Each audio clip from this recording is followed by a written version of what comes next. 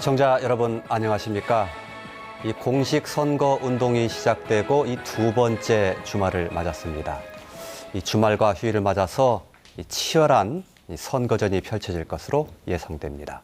20대 총선에 이 분수령이 되지 않을까 싶은 생각을 갖습니다. JTB가 특집으로 마련한 20대 총선 후보 토론회, 오늘은 남원 임실 순창 선거구 편입니다. 먼저 후보들 소개해 드리겠습니다. 기호 순서입니다. 기호 1번 새누리당 김용호 후보입니다. 안녕하세요. 기호 1번 김용호입니다. 기호 2번 더불어민주당 박희승 후보입니다. 안녕하십니까. 기호 2번 박희승입니다. 기호 3번 국민의당 이용호 후보입니다. 안녕하십니까. 국민의당 기호 3번 이용호 후보입니다. 기호 8번 무소속 강동원 후보입니다. 네, 안녕하십니까. 기호 8번 강동원입니다. 남원 임실 순창 선거구에는 모두 8분이 출마를 했는데요. 최근 JTB가 실시한 여론조사 결과 5% 미만의 지지율을 보인 후보는 이 토론에서 제외됐다는 점을 말씀드리겠습니다. 먼저 후보들의 기조 연설 듣겠습니다. 이 연설 시간은 1분입니다. 스튜디오에 설치되어 있는 이 타이머를 보면서 시간을 잘 조절하시기 바랍니다. 자, 먼저 이용호 후보의 기조 연설 듣겠습니다. 1분입니다. 안녕하십니까. 국민의당 기호 3번 이용호 후보입니다. 선거 때마다 우리 호남은 2번을 찍었습니다. 저도 그랬습니다. 하지만 우리 지역 경제 현실은 변하지 않았습니다. 오히려 2번에 해당하는 정당은 우리 호남을 우습게 알기 시작했습니다.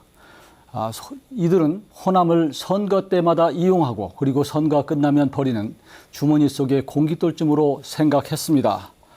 사실 더불어민주당은 이미 호남을 대변하는 정당이 아닙니다. 안방은 친노, 운동권, 좌파 인사들이 차지한 지 오래입니다.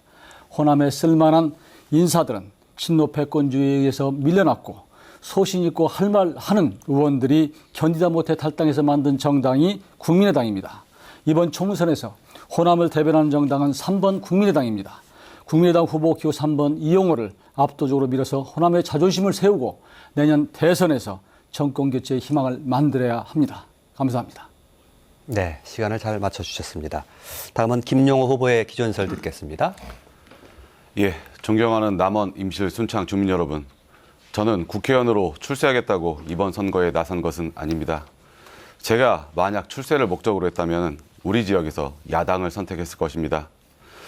저는 가장 낙후된 전북, 그중에서도 더 낙후된 동부권 우리 지역을 집권 여당의 힘을 빌려서라도 발전시키고 싶어서 기호 1번을 선택했습니다. 물론 다른 후보들도 모두 지역 발전을 약속하고 있습니다. 그러나 현실은 어떻습니까? 임실 남원 간 국도공사는 10년이 다 돼가지만은 아직도 진행 중입니다. 예산이 부족해서입니다. 지금 우리 지역 시장님, 군수님들은 예산 한 푼 더 받아오기 위해서 우리 지역 야당 국회의원이 아니라 다른 지역에 힘 있는 여당 국회의원을 찾아가서 부탁하고 있는 것이 안타까운 현실입니다. 지역 예산 확보 못하고 뜬구름 잡는 야당 후보들의 지역 발전 공약 그대로 믿으시겠습니까? 속으시겠습니까? 지역 발전을 시킬 인물이 누구인지 현명한 판단 부탁드립니다. 집권 여당의 힘으로 지역 발전 반드시 이루겠습니다. 감사합니다. 네, 세 번째로 강동원 후보의 기조 연설 듣겠습니다. 네, 일 잘하는 민주적통 후보 기호 8번 강동원입니다. 이번 선거는 발전이냐 중단이냐를 결정하는 선거입니다. 일 잘하는 일꾼을 뽑아야 합니다. 초보 운전자를 뽑아 또다시 지역을 망쳐서는 절대 안 됩니다. 지역은 일 잘하는 일꾼을 원합니다. 선거가 정치 신인들의 실험 무대가 된다면 우리는 망합니다. 정치는 연습이 필요 없습니다. 정치는 실험이 필요 없습니다.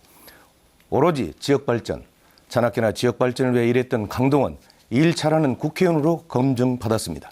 그래서 다시 보내야 합니다.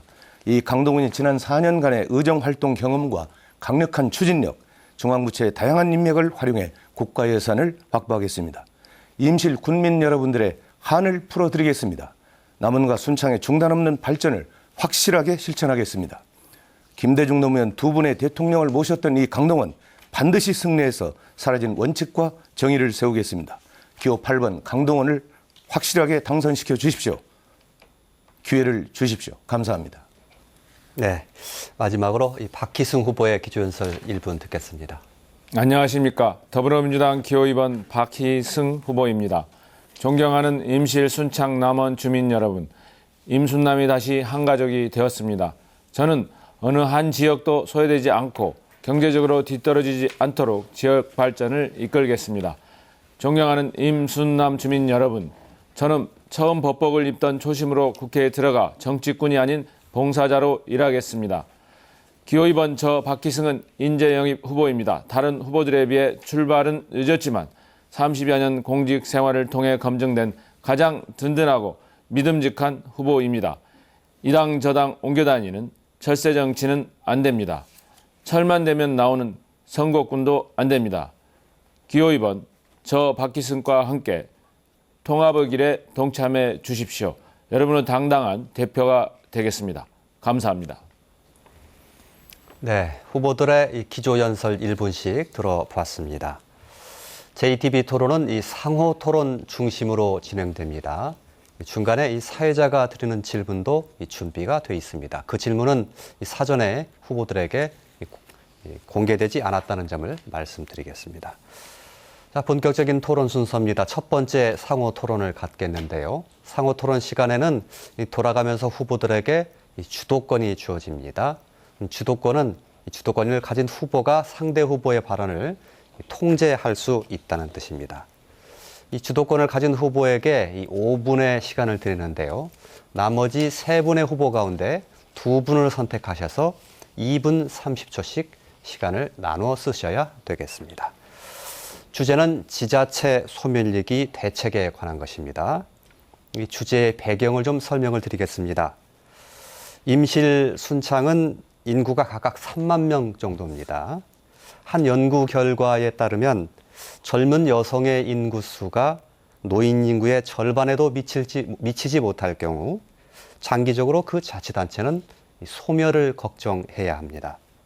한마디로 이 자치단체가 증발해버리는 것입니다. 불행히도 임실, 순창은 그런 가능성이 매우 높은 곳으로 꼽혔습니다. 남원도 그 정도가 약할 뿐 예외는 아닙니다. 이 끔찍하고 참담한 미래, 장기적으로 어떤 대책이 필요한지 토론해 주시기 바랍니다. 순서에 따라서 김영우 후보가 5분의 주도권을 갖겠는데요. 먼저 어느 후보와 토론을 하시겠습니까? 예, 저 박희승 후보와 예. 토론을 하겠습니다.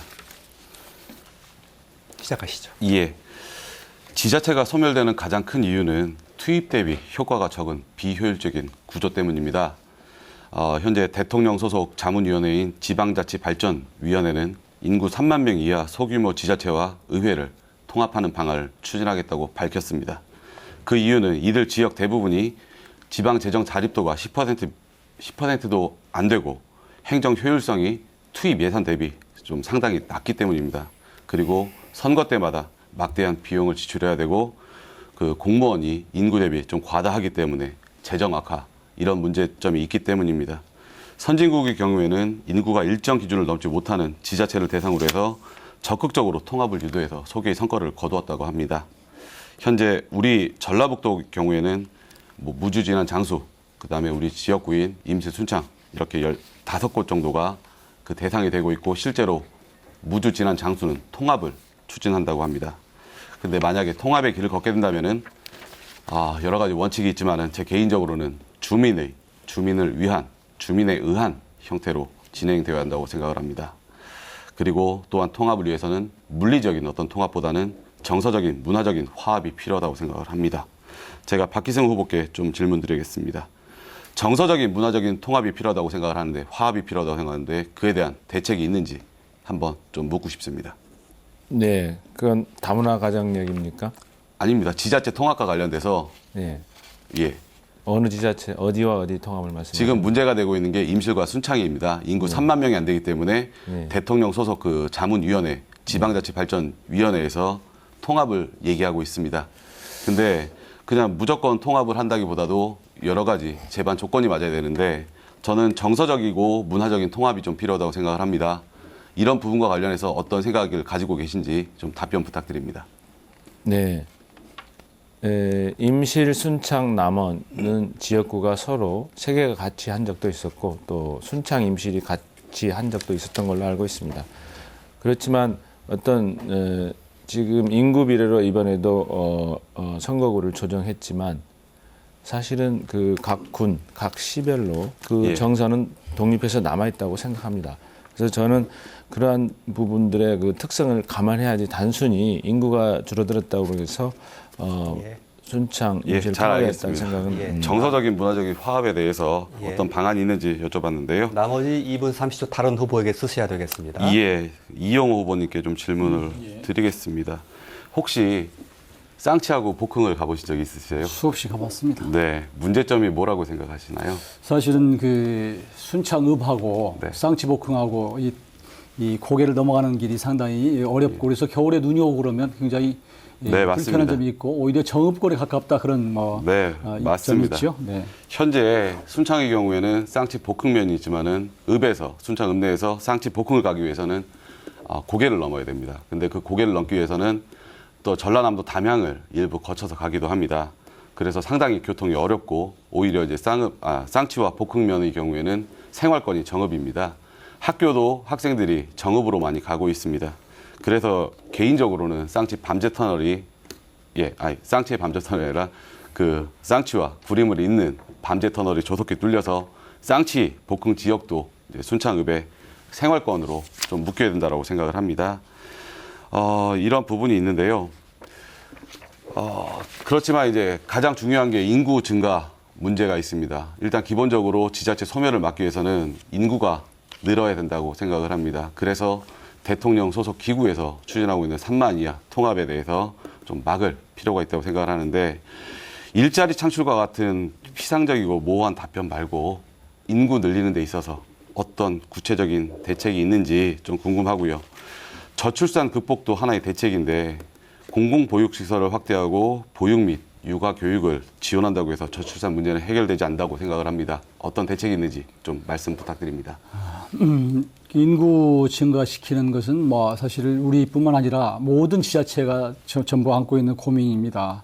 또 조금 전에 말씀하셨지만 그 인구를 증가시키기 위해서는 기본적으로는 출산율을 높이는 게 필요하기 때문에 우리 김용호 후보께서 가끔 말씀하신 여성 친화적인 그런 어떤 정책을 쓸 필요가 있고 또 파격적으로 우리가 대한민국의 미래를 생각해서 출산에 대한 장려책을 해야 된다. 저는 그렇게 봅니다. 그래서 다리를 놓고 어떤 그 아스팔트 깔고 하는 것도 중요하지만 더 중요한 것은 미래를 위한 투자다라고 저는 그렇게 생각합니다. 예. 5분의 시간이 모두 지나갔습니다. 시간이 참 빠르게 지나가지요. 짧게 여기 느껴지시라고 생각됩니다. 배경을 길게 말씀하시는 것보다는 핵심만 짧게 오고 가시는 게 좋지 않을까 말씀을 드리겠습니다. 이번엔 강동원 후보에게 5분의 주도권이 있습니다. 어느 후보 선택하시겠습니까? 네, 이용호 후보께 묻겠습니다. 지금 이제 소멸위기라고 하는 것이 인구 감소라고 하는 말로 바꿔서 말할 수가 있는데 사실은 지금 일제강점기 때 행정구역 개편이 강제화된 사실이 있습니다.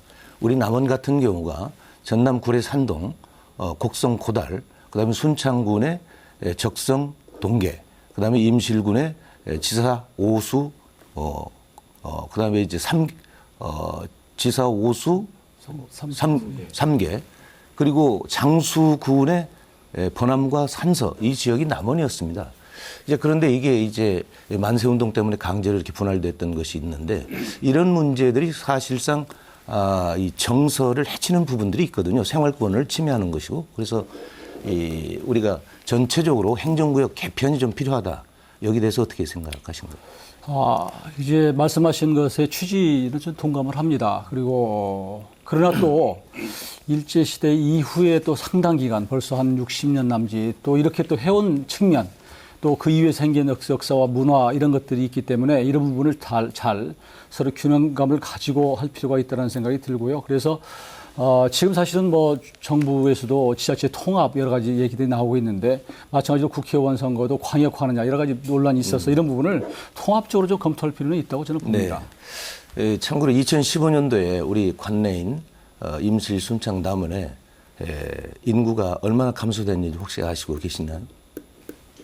어떤 쪽이에요? 우리 임순남 지역에 자치단체별로 인구 감소가 몇 명이나 됐었는지. 뭐 아주 구체적인 수치는 기억하지 못합니다만 임실 정도는 거의 그 비슷한 수준 유지하는 것 같고요. 순창도 그런 것 같은데 남원은 좀 줄어든 이런 정도로 알고 있습니다. 2015년도에 남원이 한 787명이 줄었고요.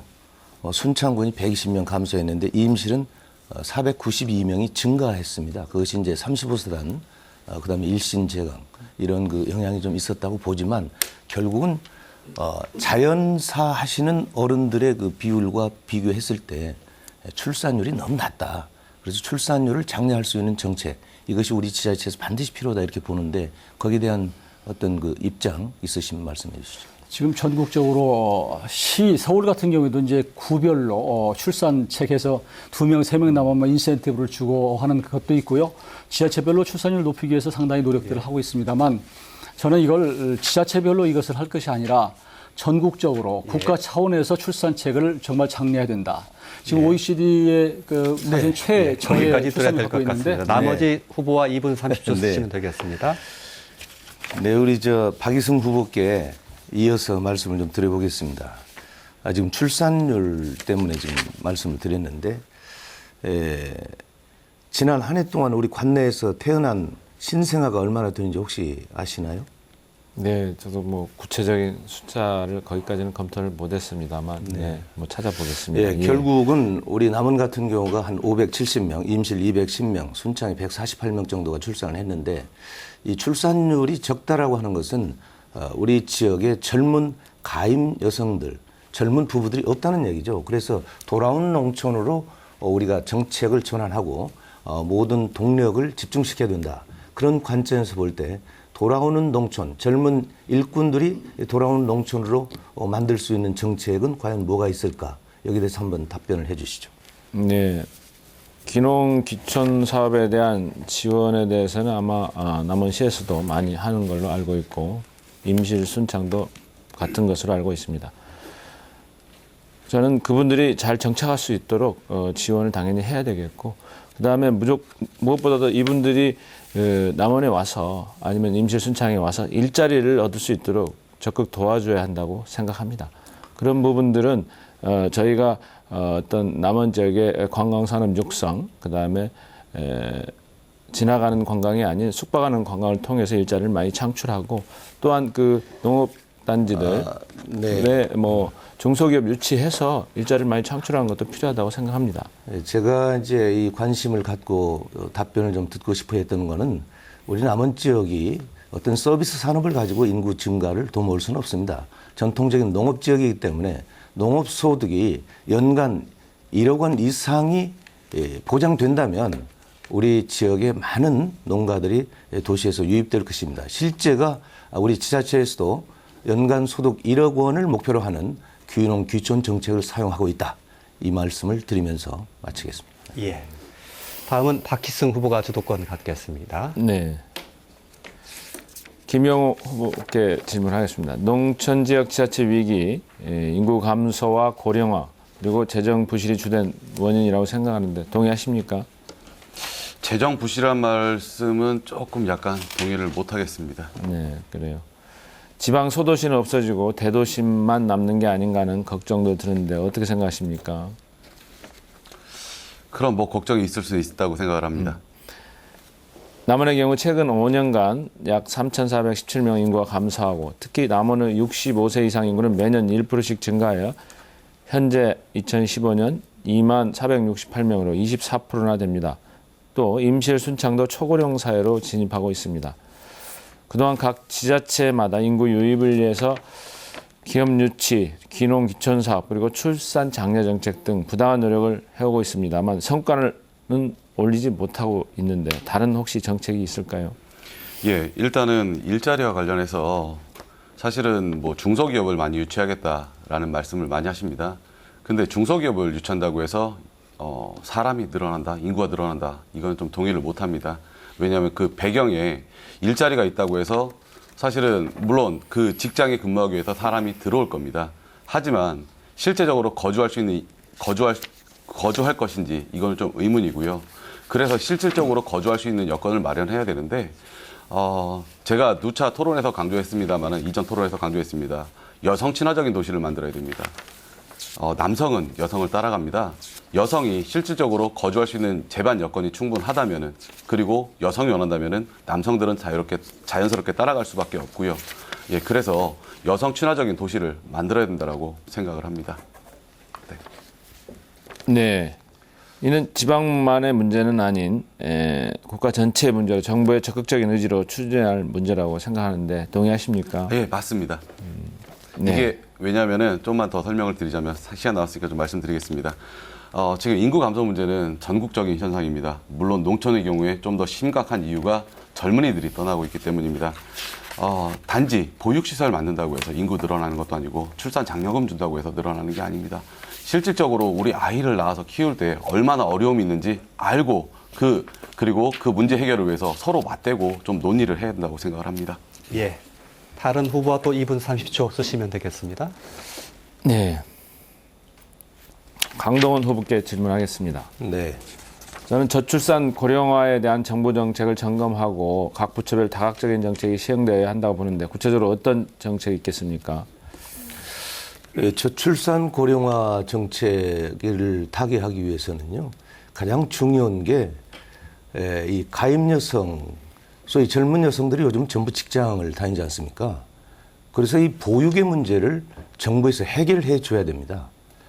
지금 이제 초보 단계지만 이 정부의 공공기관부터 지금 기관별로 보육시설을 설치하도록 해서 출근할 때 아이들을 같이 출근해서 또 퇴근할 때 같이 퇴근하는 이런 지금 시행 초기에 있는데 이것을 모든 산업체에 저는 확대시켜야 된다. 그래서 마음 놓고 아이를 낳아서 기를 수 있도록 해줘야 된다. 이것이 첫 번째 과제고요. 두 번째는 가장 중요한 게 사학입니다. 지금 공교육이 아주 무너지고 있는 이런 상태에서 사교육이 차지하는 그 교육비가 굉장히 부담이 큽니다. 지금 아이들을 답변이 너무 길어져서 그 정도만 박희승 할까요? 후보에게 주도권이 알겠습니다. 있으니까요. 예. 예. 교육 문제도 또한 중요합니다. 적정 규모 학교 지원과 특성학교 지원으로 명문 중고를 육성하고 배움을 위해 타 지역으로 떠나는 지역 인재를 육성해야 한다고 보는데 강 후보께서는 어떤 좋은 방안이 있으신가요? 그것이 아주 중요한 문제죠. 예를 들면 우리 남원 같은 경우 또 순창이나 임실도 마찬가지입니다만은 장학금을 주어서 중학생 때 아주 우수한 학생으로 길러놓으면 고등학교 때 정읍의 호남고등학교에서 전부 스카웃해서 가버립니다.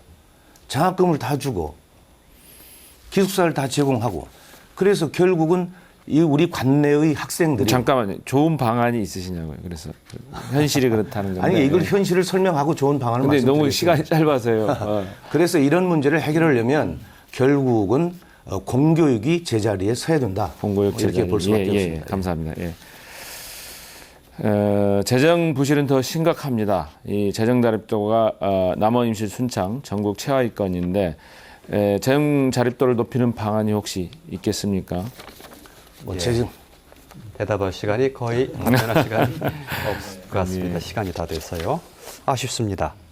마지막으로 이용호 후보에게 주도권 드리겠습니다. 5분 드리죠. 어느 후보 선택하시겠습니까? 우리 강 후보께 질문 드리겠습니다.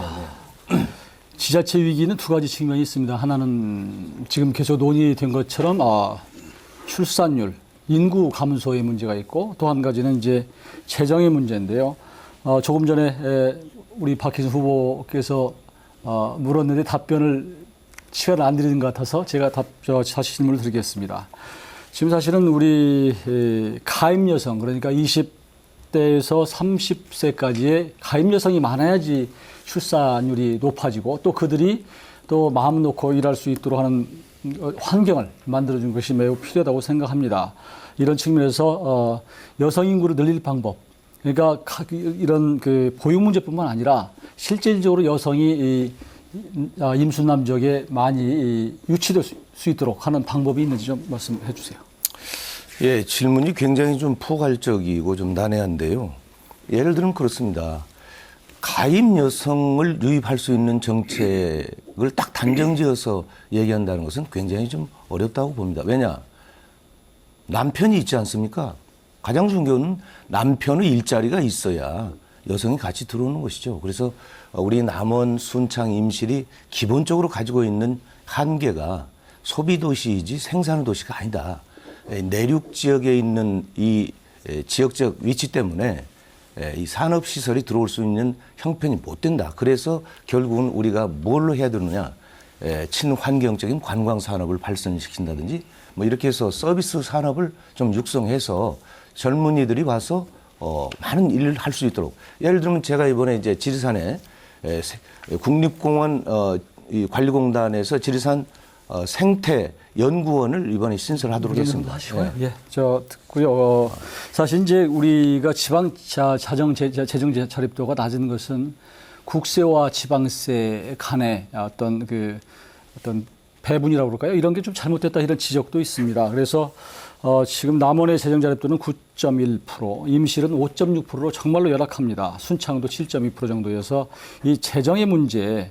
근데 사실은 이 지자체 선거를 하다 보니까 시장 군수들이 어떻게 보면 선심성, 낭비성 뭐 예산을 쓰는 것도 있고, 또 한 가지는 이 국가에서 지방세를 지나치게 감면해주거나 예를 들면 지방세 특례 제한법이나 지방세법 이런 것들 가지고 자꾸 정부에서 이렇게 선심 쓰듯이 하는 것은 전부 지방에 내리고 실제로는 지방은 부담만 지고 세금은 또 안 거치는 이런 악순환이 되고 있는데 거기에 대한 좀 네, 답변 드리겠습니다. 아니, 답변이 들을 시간이 없을 것 같습니다. 나머지 후보 선택하셔야 됩니다. 예. 공평하게 시간을 나눠 쓰셔야 되기 이게 제가 때문에요. 답변을 하면 좋을 텐데. 조금 예. 한 말씀 하셔도. 아니, 규칙상 그렇게 안 되지 않겠습니다. 예. 조금 전에 질문한 것을 그러면 우리 박희승 후보께서 한번 답변하시면 어떨까 싶습니다. 지방세와 국세 간의 어떤 배분이나 혹은 지나치게 국세 중심으로 되어 있고 지방세는 적고 또 중앙정부에서 선심성으로 자꾸 지방세를 낮추는 이런 일이 있어서 여기에 대한 근본적인 대책이나 국회 차원에서의 어떤 예, 다만요. 방안이 있는지요? 그 질문에 대해서 제가 좀 잠깐 그 말씀을 드리죠. 지자체 소멸과 관련이 있습니다. 관련이 있죠. 지방세가 안 거치기 때문에 제기가 예. 떨어지기 때문에. 알겠습니다. 예. 하여튼 뭐 포괄적으로 인과관계는 좀 있을 것 같습니다. 예.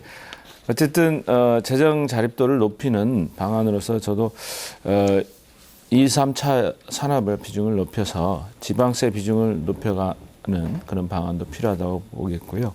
그다음에 아마 지방세를 이제 감면하고 그래서 또한 집행하는데 선심성, 낭비성이 좀 엿보이는 것도 있는 것 같은데 국세 일부를 또 지방세로 전환하는 방법도 입법적으로 검토해 볼 필요가 있다 이렇게 생각이 듭니다. 국세의 대표적인 것이 이제 논란이 되는 게 법인세거든요. 법인세를 좀 높여야 되는 거 아니냐. OECD의 30% 정도 높여야 된다라고 하는 여러 가지 주장들이 있고 요구들이 있습니다.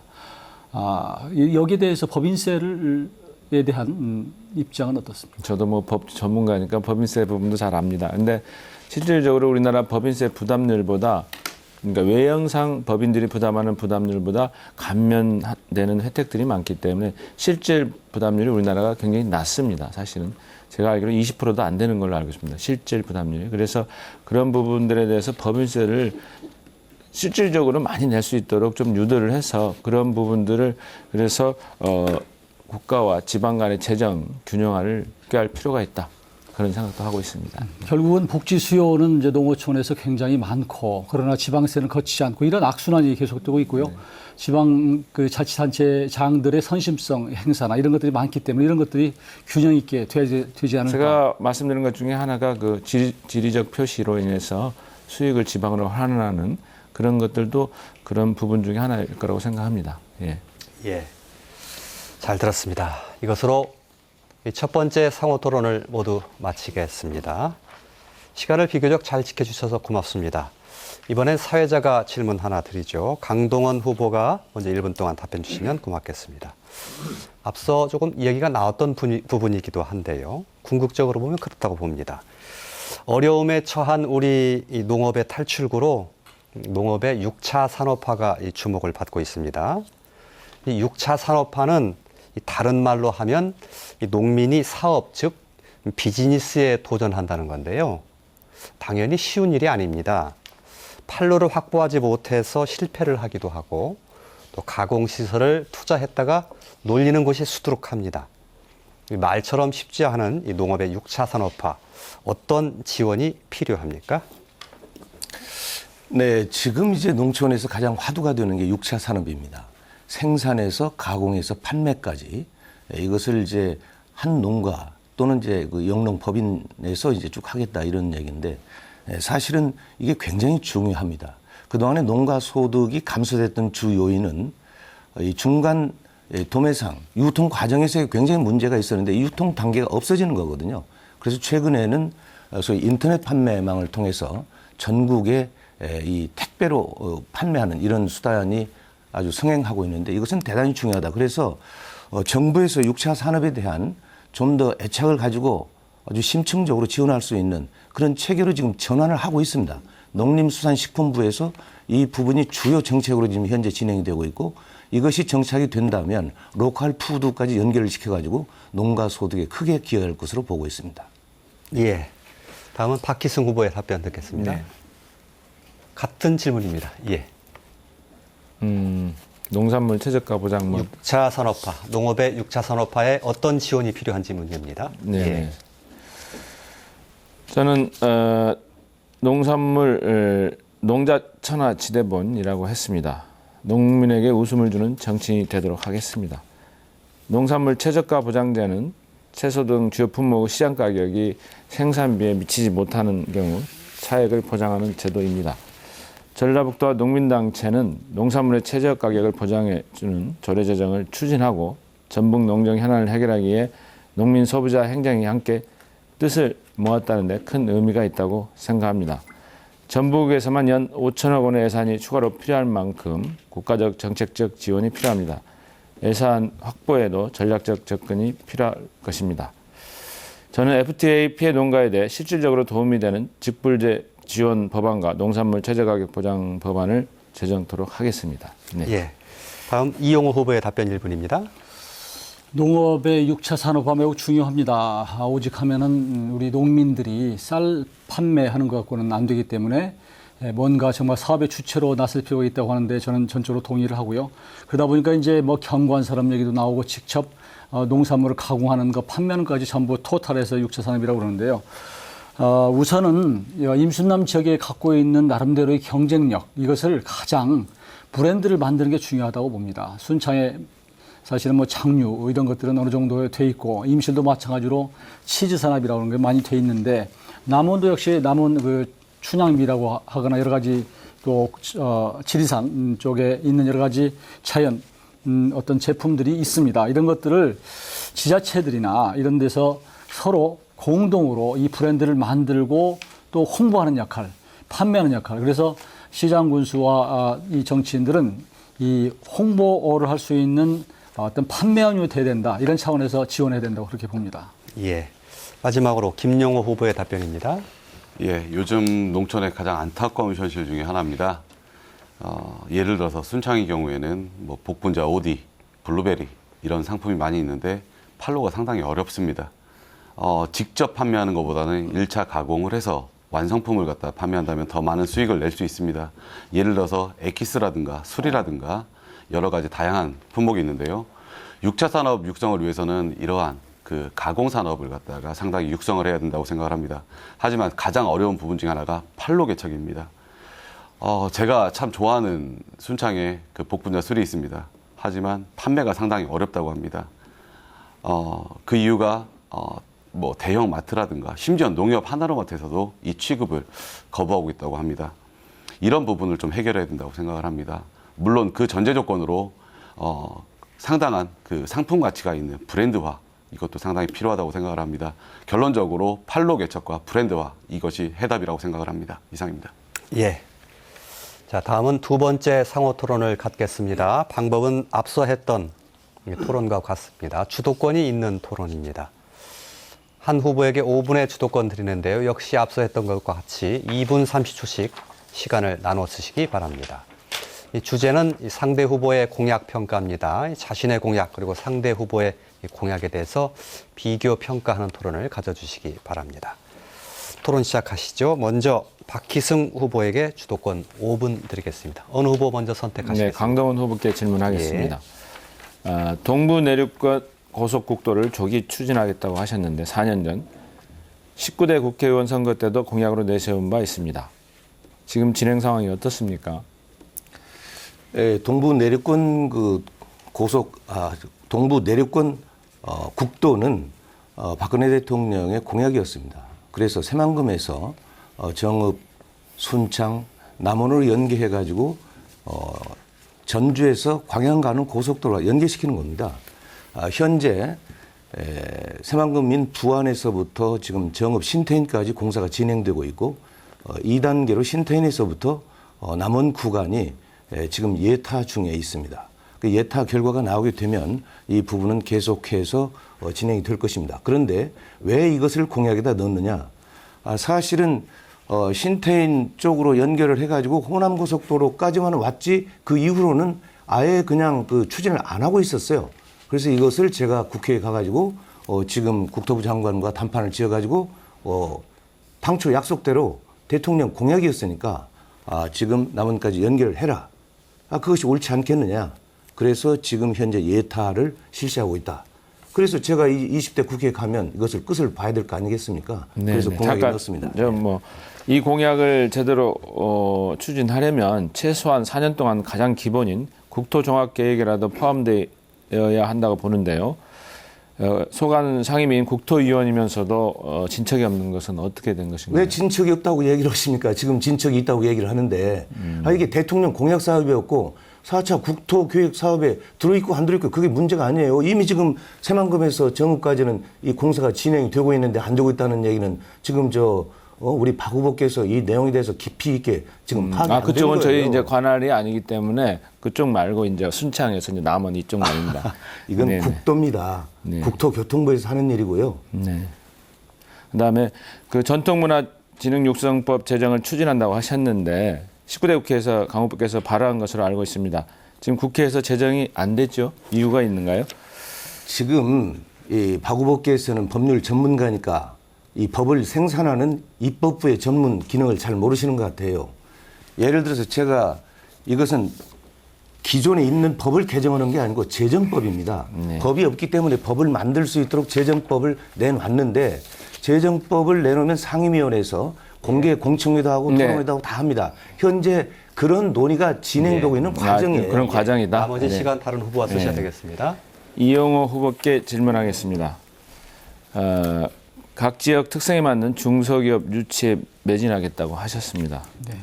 지난 12년 동안 지역 활동을 꾸준히 해온 준비된 국회의원 후보라고 하였는데요. 그동안 기업 유치에 대해 관심을 가져보고 또 유치한 기업이나 유치할 기업이 있는지 묻고 싶습니다.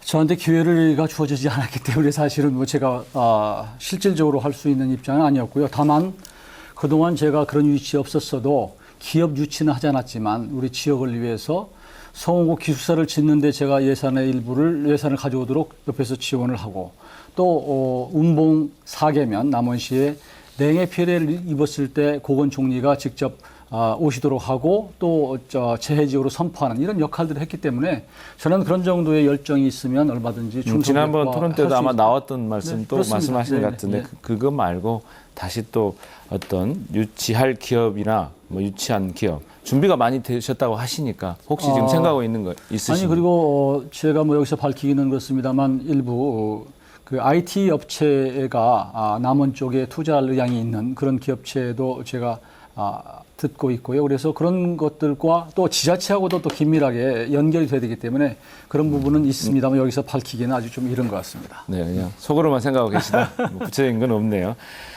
보육 유아교육 지원으로 제도적 저출산 대책을 마련한다고 하셨는데 지자체에서 자구 노력으로 출산 지원 정책을 펼쳐오고 있는데요. 어떤 내용인지 답변 바랍니다.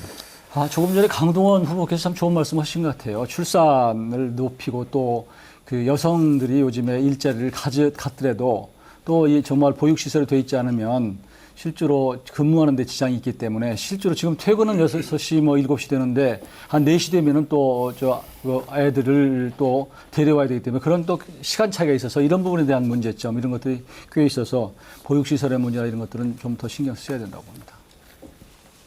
예, 시간이 거의 다 됐군요. 자, 이번엔 이용호 후보가 이 5분의 주도권 갖겠습니다. 토론 시작해 주시죠. 박희승 후보께 질문 드리겠습니다. 네. 보니까 정말로 이 공보물에 있는 여러 가지 공약들 다 좋은 것 같아요. 이것만 되면 정말 임순남 아주 좋아질 것 같다는 생각을 합니다. 감사합니다. 그런데 한편으로 야 이거 내려오신 지 2달 사이에 어떻게 이렇게 많은 걸 파악하고 다 했을까라는 생각을 해보면서 역시 참모들이 만들어주신 거 아닌가 이런 생각을 해봅니다만 그중에서 대표적인 공약으로 내세운 그 소위 조각 페스티벌인가요? 네, 이 부분이 과연 이게 남원의 역사나 또 남원 그러면 역사가 깊고 또 고도고 또 예향의 도시인데 우리 갖고 있는 고유한 어떤 문화 이런 것과 좀 적절한가 이런 부분에 대해서 의문이 있는데 어떻게 생각하십니까? 제가 그에 대해서 힌트를 얻은 것은 안양에도 가면은 그 안양 조각공원이 있습니다. 근데 제가 이제 법원장님이나 이런 분들 모셔서 초청해서 거기를 가면은 깜짝 놀랍니다. 거기 세계적으로 유명한 조각가의 작품들이 조그마한 동산에 많이 작품이 진열되어 있는데 그것이 바로 안양의 문화 수준을 높이는 것이었습니다. 남원도 마찬가지로 여러 가지 수려한 자연환경을 가지고 있습니다. 지리산, 섬진강 상류인 요천 이런데 그런 어떤 국제조각 페스티벌을 유치한다면 그러한 작품들이 남원에 남을 것입니다.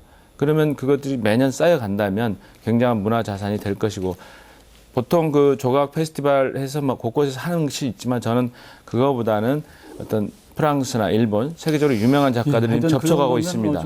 하신 것 같고요. 예. 근데 조각이라고 하는 게 생각보다 잘 안 팔립니다. 아니 파는 게 아닙니다. 그러니까 조각 전시해 놓으면 전시를 보러 온다는 거죠. 전시를 지금 조금 전에 안양 지원장 계실 때 힌트를 얻으신 것 같은데 수도권은 인구가 많기 때문에 충분히 뭐 그런 유치할 만한 어떤 요인이 있는 것이 아니 있을 수 그건 있는데 그렇지 않다고 생각합니다. 남원 같은 제주도에도 경우는 제주도도 조각들 많이 있지 않습니까? 사람 많죠. 그다음에 근데 지금 말다시피 전주 한옥마을 같은 경우도 한옥보로 서울에서 많은 사람들이 그러니까 내려오고 있습니다. 전주와 안양과 제주하고 지금 남원 임실 순창으로는 차이가 있다 이렇게 좀 말씀을 드리고 싶고요. 그리고 조각이 잘 안 팔리고 또 조각을 움직이는데 굉장히 비용이 많이 들어요. 잘 아시겠지만 그래서 그걸 남겨놓는 이동한다는 게 아니고 남겨서 우리 문화유산으로 끌어들인다는 거죠. 그러니까 지금 말씀하시는 것이 실현 가능성이 얼마나 있을까 하는 걸 묻는 거예요. 할 수만 있으면 얼마나 좋겠습니까? 지금 그래서 실제로 부산 국제영화제도 사실은 미미하게 시작했지만 지금 세계적으로 유명한 영화제가 되지 않았습니까? 지금 보시면 그 수도권 같은 여기까지 경우에도 하시고 다른 후보 선택하셔야 되겠습니다. 제가 질문을 하겠습니다. 대형 건설을 어느 후보를 지목하시죠? 지금 바뀌어서 다른 곳으로 지금 가야 된다고. 우리 강 후보께 질문을 드리겠습니다. 그 전에 이 수도권에서도 조각이 안 팔려서 사실은 대형 건물 지을 때 의무적으로 사실은 조각을 설치하고 미술사도 판다는 게 의문이 아닌데 자꾸 판다고. 강동원 후보에게 질문하고 있습니다. 아니기 때문에 그래서 대형 건물을 지을 때 의무적으로 사실 설치하도록 하는 그래서 장려책 정도로 할 정도로 그렇고요. 이 남원 같은데 개인적으로 박희순 후보가 이 조각 페스티벌을 과연 할 수 있을까라고 하는 실현 가능성을 어떻게 보십니까? 저는 실현 가능성이 거의 없다고 봅니다. 왜냐하면 첫째는 제가 지난번 토론 때에도 이 문제를 언급했지만 우리 남원의 지역 정서와 맞지 않아요. 이것 말고도 할 것이 굉장히 많습니다. 그리고 지금 이 후보께서 잘 지적을 하셨는데 우리 지금 국립미술관에서 정부 예산으로 이 조각품 같은 경우는 일부러 구매를 해줍니다. 그래야 작가들이 그 생계가 유지될 거 아니겠습니까? 이제 이런 차원에서 작가들이 예를 들어서 남원의 조각 페스티벌을 한다. 그럼 작품을 기증하고 그냥 가버립니까? 그분들은 그럼 뭘 먹고 살아요? 그렇기 때문에 이것은 반드시 지자체 예산을 가지고 일정 부분 이 값을 치러줘야 됩니다. 그런데 이게 지금 쌓인다는 것은 결과적으로 우리가 돈을 거기다 계속 쌓아놓는 거고 마찬가지다. 저는 그렇게 봐서 실현 가능성이 그렇게 크지 않다. 이렇게 봅니다. 그리고 우리 강 후보께 이제 사실 여러 가지 이제 지리산 산악철도 만드시는데도 관련 법을 만들고 하는 것은 평가를 합니다. 그리고 또 그 지금 계속 중단 없는 발전을 위해서 재선을 하셔야 된다 이렇게 말씀하시는 것도 저도 많이 듣고 있는데요. 문제는 현재 신분이 무소속이다. 근데 현실적으로 우리 정당이라고 하는 게 있는데. 자, 답 드리겠습니다. 무소속이라고 하는 것의 한계. 제가 질문 드리고 무소속이라고 하는 한계가 답변 있어서. 시간이 없을 것 같으니까. 드리겠습니다. 한계가 있어서 이게 얼마나 예산을 가져올 수 있을까 하는 부분에 대한 의문이 있는데 좀 답변을 좀 간단히 해주시죠. 네. 이용호 후보께서는 이번 총선에 국민의당이 창당되지 않았으면 무소속으로 나왔을 겁니다. 처음에는 무소속을 표방했어요. 그래서 지금 국민의당이 창당됐기 때문에 그쪽에 입당을 해서 지금 그 당으로 나왔는데 과거에 남원 시장을 나왔을 때도 무소속으로 출마한 사실이 있고 글쎄 얘기를 들어보세요. 그러니까 그 지금 무소속이기 때문에 일을 못한다는 것은 논리의 모순이에요. 스스로. 예, 논리의 거기까지 모순이에요. 듣겠습니다. 예. 다음 김영호 후보의 주도권입니다. 예, 박희승 후보님 공약 참 좋게 평가를 합니다. 근데 과연 이거에 대해서 얼마나 고민을 했는지 한번 여쭤보고 싶겠는데요. 농축산물 재해 공제 확대를 공약으로 내세웠습니다. 혹시 관련 법률이 뭔지 법률 전문가인 박 후보님께서 알고 계신지? 네, 계속 저에게 법부터 따지고 드는데 지난번부터 그 부분은 제가 한번 찾아보겠습니다. 예, 서울에서만 사셔가지고 이 농촌에 필요한 법률을 잘 모르고 계신 것 같습니다. 농업재해보험법이 일단 기본이고요. 네. 풍수해보험법이 좀 가미가 되고 있습니다. 근데 재해공제 확대를 말씀하셨는데 어떤 식으로 재해공제를 확대하겠다는 건지 구체적인 방안을 좀 듣고 싶습니다. 네, 그런 부분들은 이제 법률 전문가이니까 구체적으로 법안을 검토해서 아니, 법이 문제가 아닙니다. 이거는 제도 재원. 운영이 문제이기 때문에 제가 재원. 여쭤보는 겁니다. 네. 농촌 현실에 대해서 얼마나 잘 알고 계신지, 뭐가 필요한지 농민들이 이걸 좀 듣고 싶어서 제가 여쭙는 겁니다. 재해가 어떤 경우에 일어나는지. 아니요. 그러면 재해 공제 확대를 말씀하셨습니다. 네네. 이게 여러 가지 의미가 있을 수가 있는데 네. 얼마나 농촌 현실에 대해서 알고 농민들이 뭘 필요하는지 알고 계신지 제가 여쭙는 겁니다. 제가 지금 생각나는 것만 일부 말씀드리겠습니다. 그 어떤 농민들이 이제 재해로 인해서 피해를 입은 부분에 대한 보상, 그 다음에 어떤 상해를 입은 부분에 대한 보상. 지금 배상. 농축산물 재해보험을 재해공제, 재해보험을 말씀드리는데 무슨 상해를 말씀하시는지 좀 이해가 안 되고요. 조금 더 공부가 필요하다고 생각을 합니다. 사실은 농축산물 재해공제 확대가 많이 필요합니다. 근데 문제는 일단 이 대상 품목이 기존에는 너무 조금 있습니다. 그래서 품목을 확대해야 된다는 이런 필요성이 있습니다. 그리고 두 번째로 이 보험료가 적은 금액은 아닙니다. 현재 국가에서 지자체에서 일부 보조가 되고 있는데 이 보험료 지원도 좀 확대해야 될 필요가 있습니다. 그리고 세 번째로 보상 비율입니다. 100의 손해를 입었는데 보상 비율은 50이다, 70이다, 80이다 이렇게 책정이 되고 있습니다. 이 보상 비율도 확대할 필요가 있고요. 보상 한도 역시 늘릴 필요가 있습니다. 좀 이런 게 좀 필요합니다. 그래서 이런 것 좀 사실은 좀 농촌 현실에 대해서 좀 더 공부를 하셨으면 하는 바람에서 그럼 제가 말씀드립니다. 공부해 보겠습니다. 예. 이용호 후보님께 질문 하나 드리겠습니다. 지난 4월 6일 KBS 토론에서 한 가지 말씀하셨던 부분이 있습니다. 근데 그때 시간이 없어서 제대로 못 들었는데요. 지금 공약 중에서 주택임대차보호법 강화 이 공약을 내세웠습니다. 저도 무주택 서민으로서 전세 세입자로서 상당히 공감하는 부분인데요. 그때 당시에 경매시에 임차인 권리를 강화하겠다라고 말씀을 하셨습니다. 제가 하나만 여쭙겠습니다. 경매 제도에서 임차인 보호하는 제도가 어떤 게 있는지 알고 계신지? 지금 주민등록을 저희가 입주를 네. 옮겨 놓으면 그게 이제 동사무소 같은 데 해놓으면 그게 먼저 세입자로서 인정을 받고 네. 어떤 금액 내에서는 보호를 받는 것으로 알고 있습니다. 어떤 금액 내에서 보호를 받는 걸로 알고 계신데요. 현재 우리 지역, 남원, 순창, 임실 지역의 그 보호 금액 범위를 알고 계신지? 이게 좀 현실적인 문제라서 이 문제가 사실은 좀 심각합니다. 알고 계신지 한번 좀 여쭙고 싶습니다. 심각하다는 것은 알고 있는데 구체적인 수치는 저도 이제 법률가가 아니라 이런 것까지 알지는 못합니다. 최우선 면제권 금액이 보증금 5천만 원 한도 내에서 1,700만 원까지 보장을 하고 있습니다. 지금 도시에 비해서는 서울 같은 경우는 1억에 3,400만 원 정도 되고 있는데 지금 우리 지역은 상당히 낮습니다. 사실 비현실적인 부분이 있어서 한번 여쭤보는 겁니다. 제가 두 번째로 하나 질문하겠습니다. 지난 토론에서도 한번 말씀하신 게 있는데 농산물 최저가격 보장제입니다. 그때 당시에 전라북도 조례로 두 개 품목에 대해서 그 농산물 최저가격 보장제를 시행하고 있다고 말씀을 하셨습니다. 시행하고 있는 것이 아니라 네. 조례를 제정해서 공청회 같은 거 거쳐서 지금 4월에 조례를 아마 만들어서 하는 것으로 입법이 예고되어 있는 것으로 알고 있고요. 그래서 시범적으로 두 가지 채소에 대해서 하는 것으로 저는 듣고 있습니다. 두 가지 채소로 알고 계신가요? 두 가지 품목이죠? 아직은 두 가지 채소에 대해서는 아마 전북도도 구체적으로 정하지 못하는 것으로 듣고 있습니다. 하나가 쌀이고요. 저도 하나는 모르겠습니다. 솔직히 말씀드려서 입법 예고된 건 봐도 없고 조례가 그때는 당시 시행하고 있다고 말씀하셨는데 시행은 아니고 그때 그냥 도지사가 의견 표명만 했을 뿐입니다.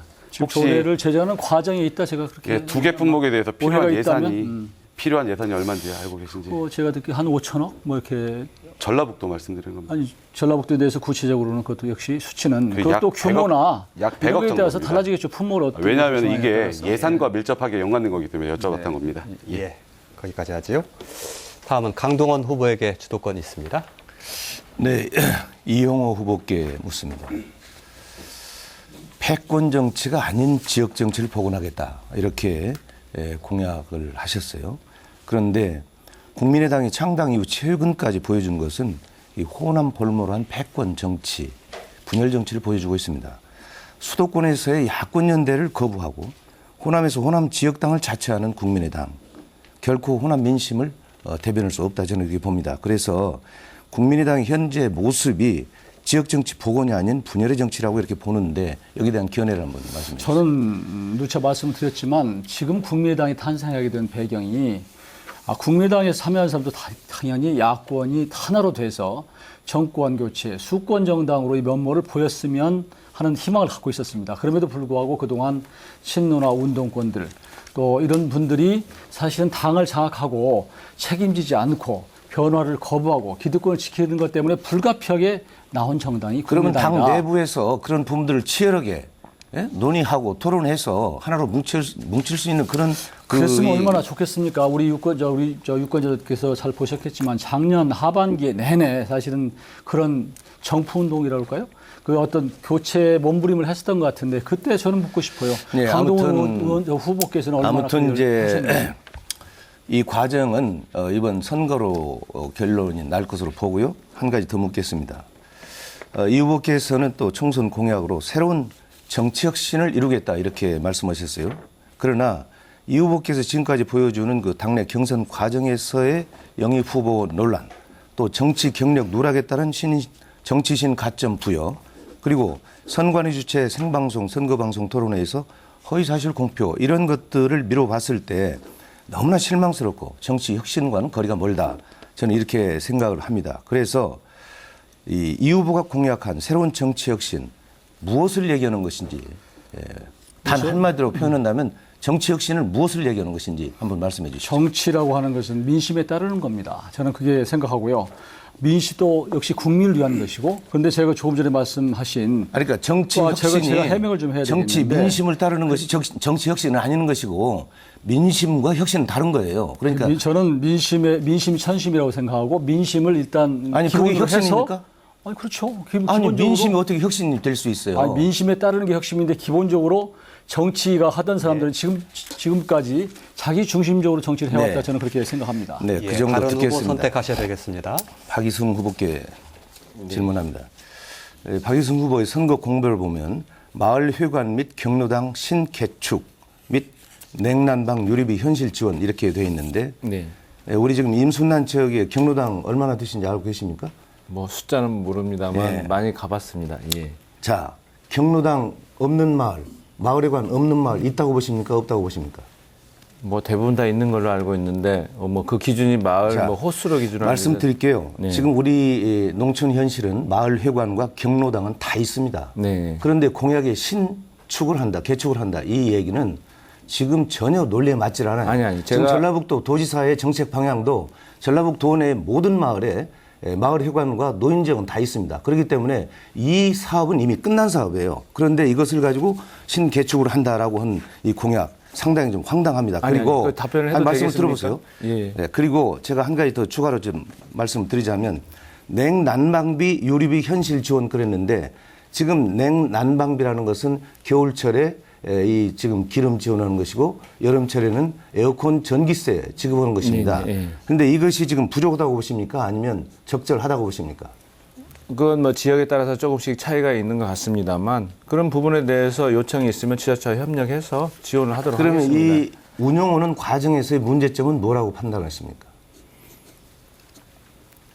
지금 전혀 이해가 안 되기 때문에 제가 설명을 드립니다만은 아까 신개축부터 말씀드렸고 아니, 자꾸 아니, 뭐 아니. 질문만 계속 아니. 질문만 하시고 답변할 기회를 안 주시니까 아니, 예. 답변 말씀 충분히 드렸고 예. 지금 경로당의 마을회관의 운영상 가장 어려운 문제는 예를 들어서 이런 것이 있습니다. 전기세를 줍니다. 난방지 여름철 난방비. 그러면 전기세를 10만 원 줬다 그러면은 전기요금을 내고 나머지를 반납하라는 그런 그 결산 절차가 필요한 거예요. 네. 그리고 또 겨울철에 노인정에 이 카드로 얼마를 쓰라고 줍니다. 그러면 콩나물 사고 오징어 몇 마리 사는데 카드를 써야 된다. 그래서 이게 통합 정산하는 문제가 가장 현실적으로 하여튼 저도 노인들은 만약에 어려운 거다. 국회의원이 된다면 그런 부분은 그래서 충분히 이- 연구해서 반영토록 하겠습니다. 예, 그 정도로 결론 시간이 지금 예, 1초밖에 안 알겠습니다. 남아서요. 예. 답변 시간을 드리고 안 드리고는 온전히 이제 주도권이 있는 후보의 몫이긴 한데요. 답변 시간도 좀 배려가 되면 좀 보기가 더 좋겠지요. 자, 이것으로 두 번째 상호 토론을 모두 마치겠습니다. 시청자 여러분께서는 JTBC 특집 20대 총선 토론회 남원 임실 순창 선거구편을 함께 하고 계십니다.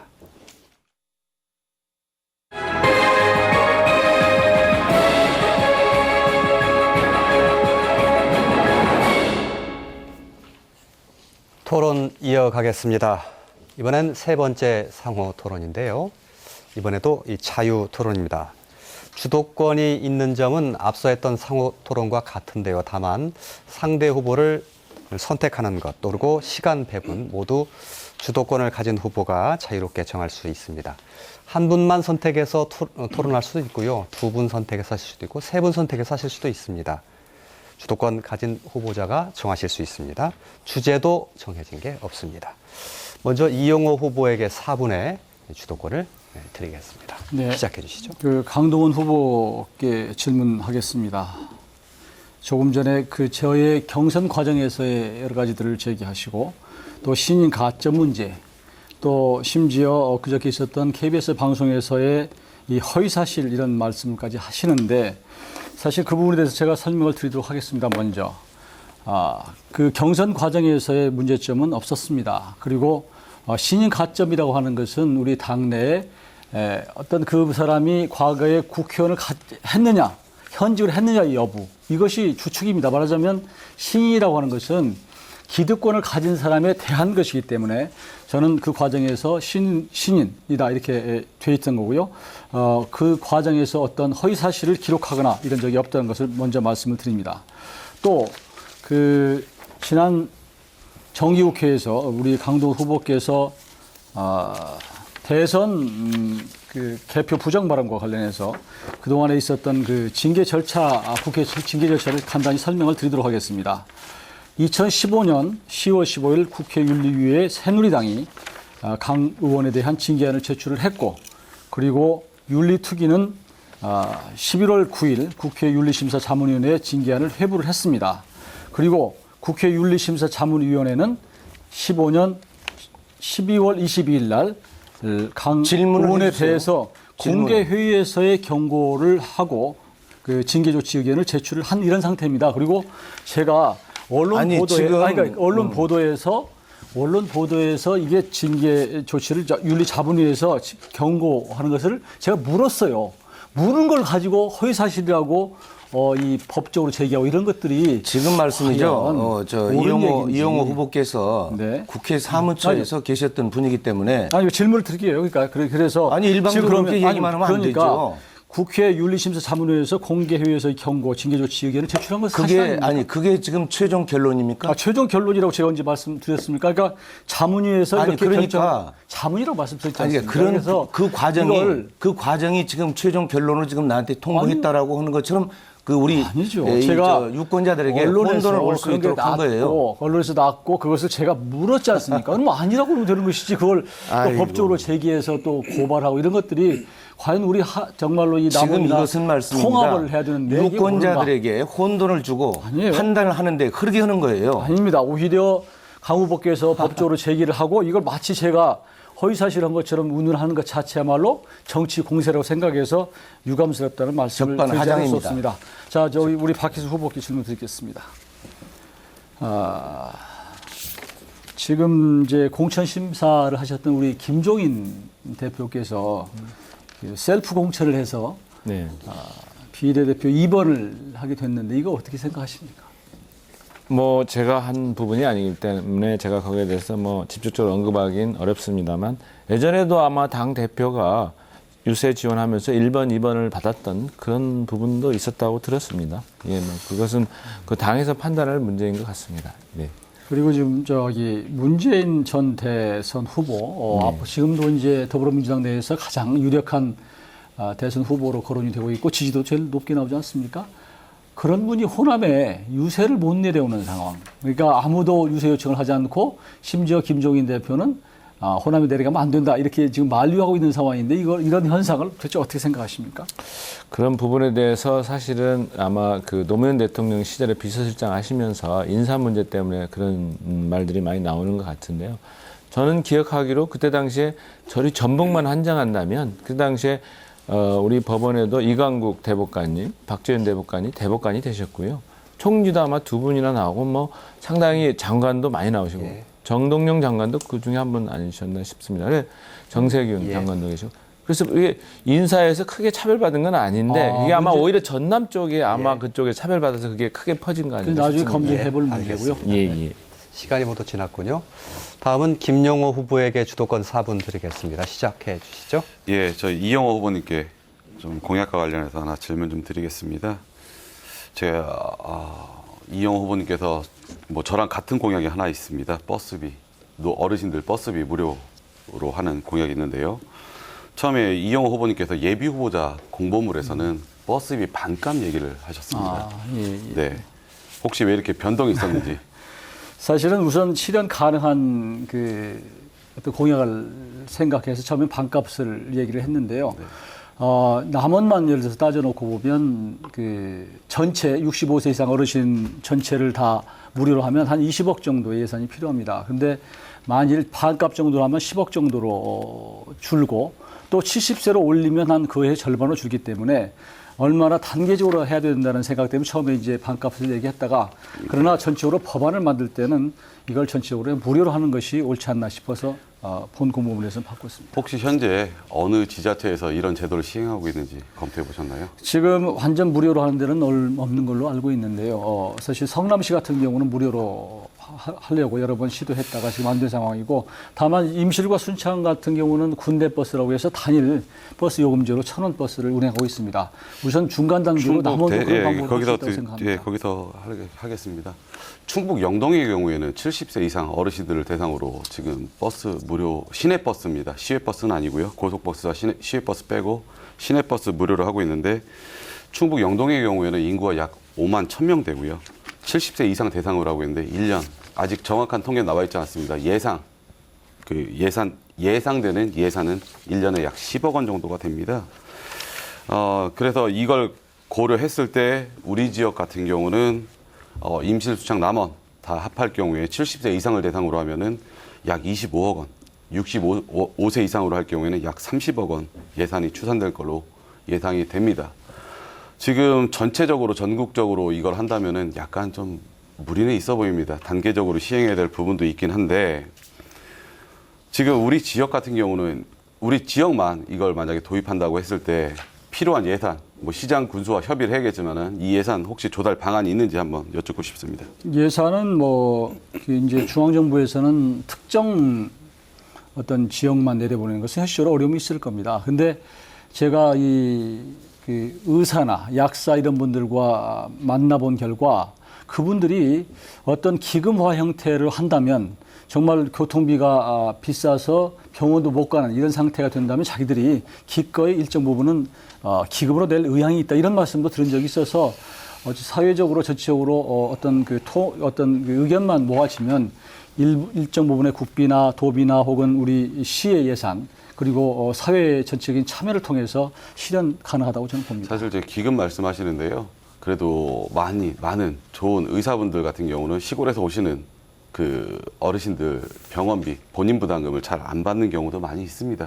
사실은 기금을 별도로 운영한다는 거는 뭐 남원 순창 임실 지역의 의사 숫자 제가 정확히 모르겠습니다만은 약 100명 정도 될 걸로 추산을 하는데 이분들이 기금을 30억 원, 20억 원을 마련한다는 것은 좀 어폐가 있다고 생각을 합니다. 전체가 다 부담하는 것은 아니고 다른 질문을 좀 하겠습니다. 지금 이용호 후보님께 이제 철새 정치인과 관련된 그 얘기가 좀 많이 있습니다. 제가 하나만 여쭙고 싶은데요. 처음 선거 나온 게 언제시죠? 2004년도에 2004년도 이후에 주민등록을 변경하신 적이 있으십니까? 그 이후에 중간에 변경한 적이 있습니다. 서울로 계셨었죠? 네, 서울로 주로 있었죠. 예, 주로 계셨죠. 또한 그 4월 5일자 오후 6시 27분에 수신된 이용호의 진심편지 4. 네. 여기에도 4년 전에 경선 탈락하고 아들, 딸을 서울로 올려보냈다는 내용이 있습니다. 다음 토론에서 제가 질문 드리겠습니다. 예. 시간을 잘 지켜주셔서 고맙습니다. 예.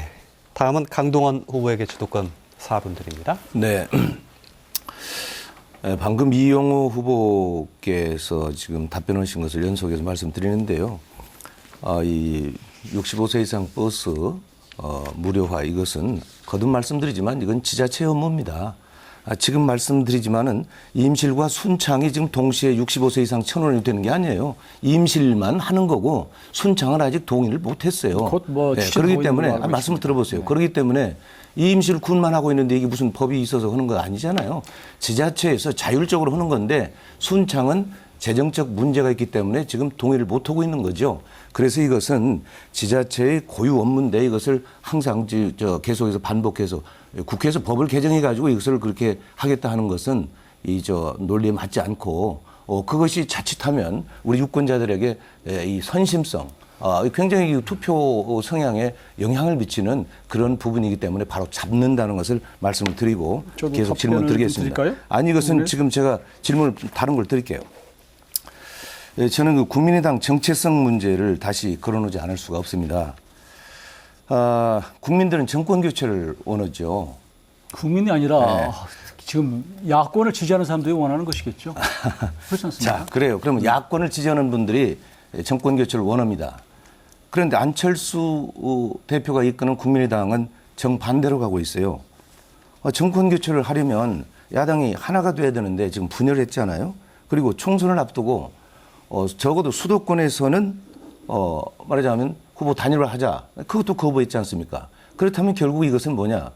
새누리당에게 더 유리한 국면을 지금 주는 것이고 우리 야권 지지자들이 원하는 이 정권 교체에 대해서 반하는 것이다. 거기에 대해서 다시 한번 설명해 주시기 바랍니다. 저는 예를 들어서 부부간의 관계가 있는데 남편이 정말로 어떤 폭언을 행사하고 정말로 가장으로서 역할을 못하는 이런 일이 있을 때 부인이 얼마나 참아야 되는 겁니까? 그런 경우는 이혼할 수밖에 없는 이런 상황도 있는 겁니다. 그동안의 더불어민주당의 상황을 보면 이런 상황과 유사하다. 사실은 자정 기능 또 정풍을 통해서 정말로 호남의 정서를 대변하고 야권의 본류의 어떤 의사를 대변한 정당이었다면 국민의당이 안 나올 거라고 생각이 들고요. 저는 이번에는 반드시 야권도 교체가 돼서 정말 건전한 야당이 자리를 잡아야 된다고 그러니까 생각합니다. 이제 참 논리를 보면 굉장히 참 비약이에요. 자, 새누리당이 이번 총선에서 지금 이제 목표가 뭐냐? 야권을 심판하겠다 그겁니다. 야당을 심판한다는 선거는 내 처음 봅니다. 제가 평생 살지만 그동안에 선거 있을 때마다 야권이 여당을 심판하는 그런 프레임은 있었지만 여당이 야당을 심판한다. 그런데 지금 새누리당 정권의 이 선거 프레임에 딱 걸려드는 것처럼 국민의당에서는 또 특히 이용호 후보께서는 정권 교체라는 말을 하잖아요. 지금 야권 교체라고 얘기를 합니다. 야권 교체. 이용호 후보의 현수막에도 벽에 걸린 대형 이 걸림막에도 야권 교체라고 이렇게 주장을 한단 말이에요. 그러면 지금 호남에서 야권 교체해가지고 정권 교체 가능하겠습니까? 전국 정당 가능하지 않다.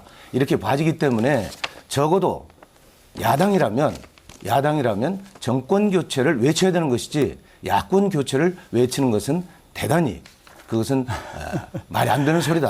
제가 답변 드릴게요. 여기에 사실 공고문에도 정권 교체 들어가 있습니다. 야권 교체를 통해야지 정권 교체가 가능하다는 말씀을 드리고 지금 꼭 분열은 안 된다라고 무조건 말씀하시는데 그동안에 그랬습니다. 그러니까 새누리당이 싫으니까 자, 무조건 그러면 이번을 선거 끝나면 찍었는데 야권 통합을 하는데 동의하십니까? 그것은 이제 그때 가서 상황을 볼 일이지 지금 이런 문제를 제기하는 건 적절치 않다 이렇게 야권을 생각이 교체하자 들고요. 그러면서 무슨 통합을 해요? 아니죠. 그러니까 기본적으로 지금의 승부는 야간 야권의 주도 세력을 바꿔야지 정권 교체 희망이 있다. 그런 말씀을 드리는 시간이 겁니다. 다 됐습니다. 마지막으로 박희승 후보에게 주도권 4분 드립니다. 예, 강동원 후보께 묻겠습니다. 더불어민주당에 대한 애정이 아직도 많이 남아있는 것 같아서 감사드립니다. 저도 사실은 정권 교체를 위해서는 야권이 단합을 해야 되는데 이 분열돼서 간다는 것은 오히려 집권당인 새누리당에게 이게 어부지를 주는 거 아닌가 이런 생각이 많이 듭니다.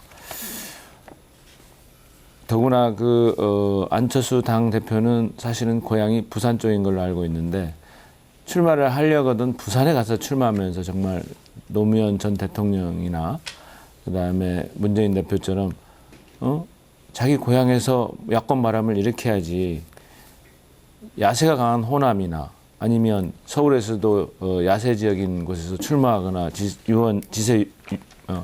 지원 유세를 한다든지 이런 부분들은 상당히 정권 교체를 바라는 야당인지 거기에 대해서 좀 의문이 있습니다.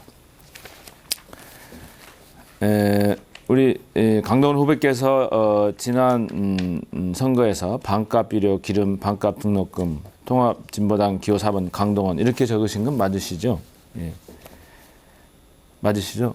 네. 예. 저도 표지에 있습니다. 저도 지금 가지고 있습니다. 그러니까 맞아요. 예. 그다음에 담합 비료값 1조 6천억 원 그러니까 농민에게 지금 뭘 환급. 강조하고 싶은 얘기입니까? 질문을 그냥 핵심만 말씀하세요.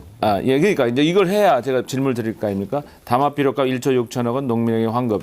대통령급 공약인 건 아시죠? 그다음에 대통령 공약이에요? 대통령급 공약. 그 정도 큰 공약이다 이 말이죠. 예. 그것은 박 후보의 자의적인 해석이고요. 예, 그러니까요. 예. 그다음에 남부 내륙권 철도 건설, 한미 FTA 폐기, 한중 FTA 저지, KBS 남원 방송국 재유치, 무상의료 보육교육 산모 실현 이런 등등의 공약이 4년 전 약속하신 내용인데요. 네. 지금 계속 사업이라고 일부 말씀하시지만 자, 그러면 혹시 지켜진 것이 있으시면 답변 있습니다. 어떤 겁니까? 지금 산후조리원 지금 남원의 산모들이 남원에 산부인과가 없습니다. 산후조리원이 없어요. 그래서 아이를 낳을 때 광주로 가든지 전주로 오든지 이렇습니다. 그래서 이것을 지자체에서 산후조리원을 만들어야 되겠다. 특히 남원에는 도립 의료원이 있기 때문에 의료원에 산부인과 산후조리원을 설치하는 게 좋겠다 해서 제가 이 공공 기관이 산후조리원을 설치할 수 있도록 법 개정안을 내서 국회에서 통과시켰습니다. 지금 그럼 무상 의료, 무상 보육에 들어갑니까? 지금 공약 중에? 무상이라는 말을 안 했는데 왜 거기다 무상을 제가 지금 물은 넣습니까? 것은 제가 이제 공약 중에 대표적인 것들에 대해서 좀 답변을 말씀을 부탁드립니다. 유도해서 어지럽게 하지 마세요. 저는 무상이라는 말씀을 하지 않았어요. 예. 그리고 지금 쭉 나열한 것 중에요. 네. 진행되는 것이 대부분이고. 그러니까요. 예, 저는 지켜진 것, 실현된 것만 좀 실행된 답변해달라고. 것이 있었어요. 금방 그거 말씀드린 겁니다. 예. 네. 그리고 KBS 남원방송국 지금 전파를 다시 이 송출을 하는 문제는 우리 그동안에 남원 시민들이 5만여 명이 서명을 받아가지고 제가 KBS 이제 이사장과 실현이 됐냐고 그것만 묻습니다. 진행 중입니다. 예. 그것도. 네, 계속 진행입니다. 네, 다 했습니다. 예. 강 후보께서는 4년 전 통합진보당 후보로 당선되었다가 탈당하고 무소속으로 계시다가 또 우리 당에 입당하셨습니다. 계속 억울하게 희생된 사람, 오늘은 그런 말씀 줄이셨는데요. 박 후보께서 우리 당이라고 하는 표현은 적절치 않습니다. 저는 이 정통야당인 평민당 때부터 계속 제가 해왔던 적통자입니다. 네. 지금 오신 지 얼마나 됐다고 우리 당이라고 합니까? 알겠습니다. 그럼 더불어민주당으로 고치겠습니다. 혹시 심층 면접을 공관에서 함께 같이 면접을 받다가 심층 면접을 받으셨는데 거기에 대한 지금 답변을 지난번에 못 하시겠다고 그러세요. 특별히 또 하실 말씀이 없으신가요? 아니 예를 들면 심층 면접이라고 하는 것은 지금 오픈되지 않는 상태에서 얘기를 하는 겁니다. 그걸 여기서 밝히라고 하면 법관 출신으로서 박 후보의 양식을 의심할 수밖에 본인께서 없어요. 자꾸 밀실공천 말씀을 하시니까 본인 밀실공천이라고 참여하에 하는 것은 제가 얘기하는 것도 있지만 우리 국민들이 다 아는 밀실공천 아닙니까? 예. 거기까지 들어야 될 것 같습니다. 자, 토론이 이 종반을 향해 가고 있습니다. 상호 토론은 이제 다음에 자유 토론 한 번이 남아 있습니다. 그 전에 사회자가 질문 하나 드리죠. 네 분에게 공통으로 드리는 질문입니다. 1분 내에서 답변 주시면 고맙겠습니다. 남원 임실 순창은 이 세 개의 자치단체가 묶인 이 복합 선거구입니다. 지역의 이해가 충돌할 때 소지역주의가 나타날 가능성이 없지 않습니다. 남원, 임실, 순창이 서로 갈등하고 반목하는 일이 발생한다면 어떤 원칙을 가지고 세 지역의 이해를 조율하시겠습니까? 김용호 후보부터 답변 부탁드립니다. 예, 지금 첨예하게 대립되는 주민들 사이에서 대립되는 부분입니다. 한 가지가 있습니다. 화장장 문제입니다. 지금 남원에는 승원이 설치가 돼 있어서 그 화장장을 운영하고 있는데 임실과 순창 주민들의 경우에는 그 이쪽 지역에는 화장장이 없습니다. 이 화장장 이용을 위해서는 뭐 남원에 이용을 하지만은 남원 승원에서 아니면 또 다른 지역 승원을 이용하지만은 우선순위나 금액에 있어서 많은 차별을 받고 있는 게 현실입니다.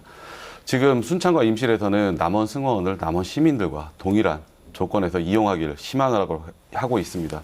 하지만 남원 입장에서는 승하와 소강로를 갖다가 더 증설하는데 주민동의라든가 여러 가지 문제가 있고요. 비용적인 문제도 있습니다. 우선 이러한 갈등을 해결하기 위해서는 첫 번째로 주민 의견을 제대로 수렴을 해야 된다고 생각을 합니다. 그리고 지자체 간에 그리고 국회의원이 된다면은 단체장들과 협의체를 만들어서 정례적으로 의견을 조율하고요. 상호 이득이 되는 쪽으로 좀 하고 싶습니다. 예를 들어서 금액을 순창과 임실에서 좀 더 부담을 하고 남원에 이득을 주는 그리고 그 주변 민원인들에 대해서 좀 혜택을 주는 이런 방법도 생각해 볼 필요가 있다고 생각을 합니다. 이상입니다. 예. 다음은 강동원 후보의 답변입니다. 네, 지금 소지역 이기주의를 이제 걱정 안 할 수가 없는데요. 오히려 이번에는 좀 더 그런 부분에 있어서는 다행이다 이렇게 생각을 합니다. 임실 분들이 그동안에 상처를 많이 받았습니다. 선거가 획정될 때마다 순창과 완주와 무진장으로 했다가 다시 이제 순창, 남원, 임실 이렇게 됐는데 과거에 중선거구제로 돌아왔기 때문에 굉장히 정서적으로 안정감을 찾고 있다.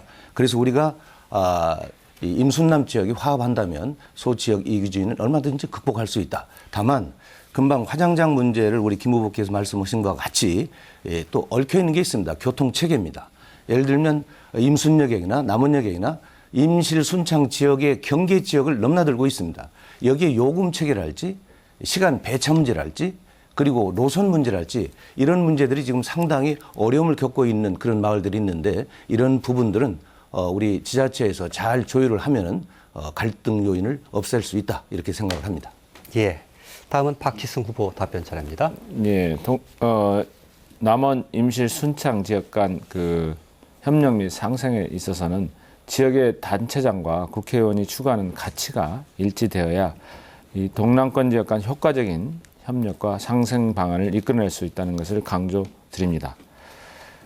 임실 순창 남원을 비롯한 전북 동남권 지역이 새만금을 중심으로 한 서남권에 비해 상대적으로 발전이 더딘 것도 사실입니다.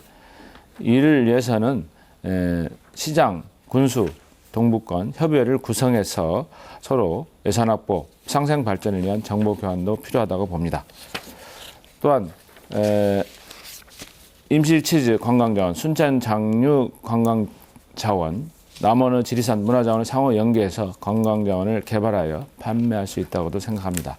특히 아까도 언급한 혐오 시설 중 하나인 쓰레기 매립장과 화장장의 공동 사용 방안과 농업 분야 공동 브랜드 개발하는 문제도 갈등 조정 전문가인 제가 적합하다고 생각합니다. 예. 예.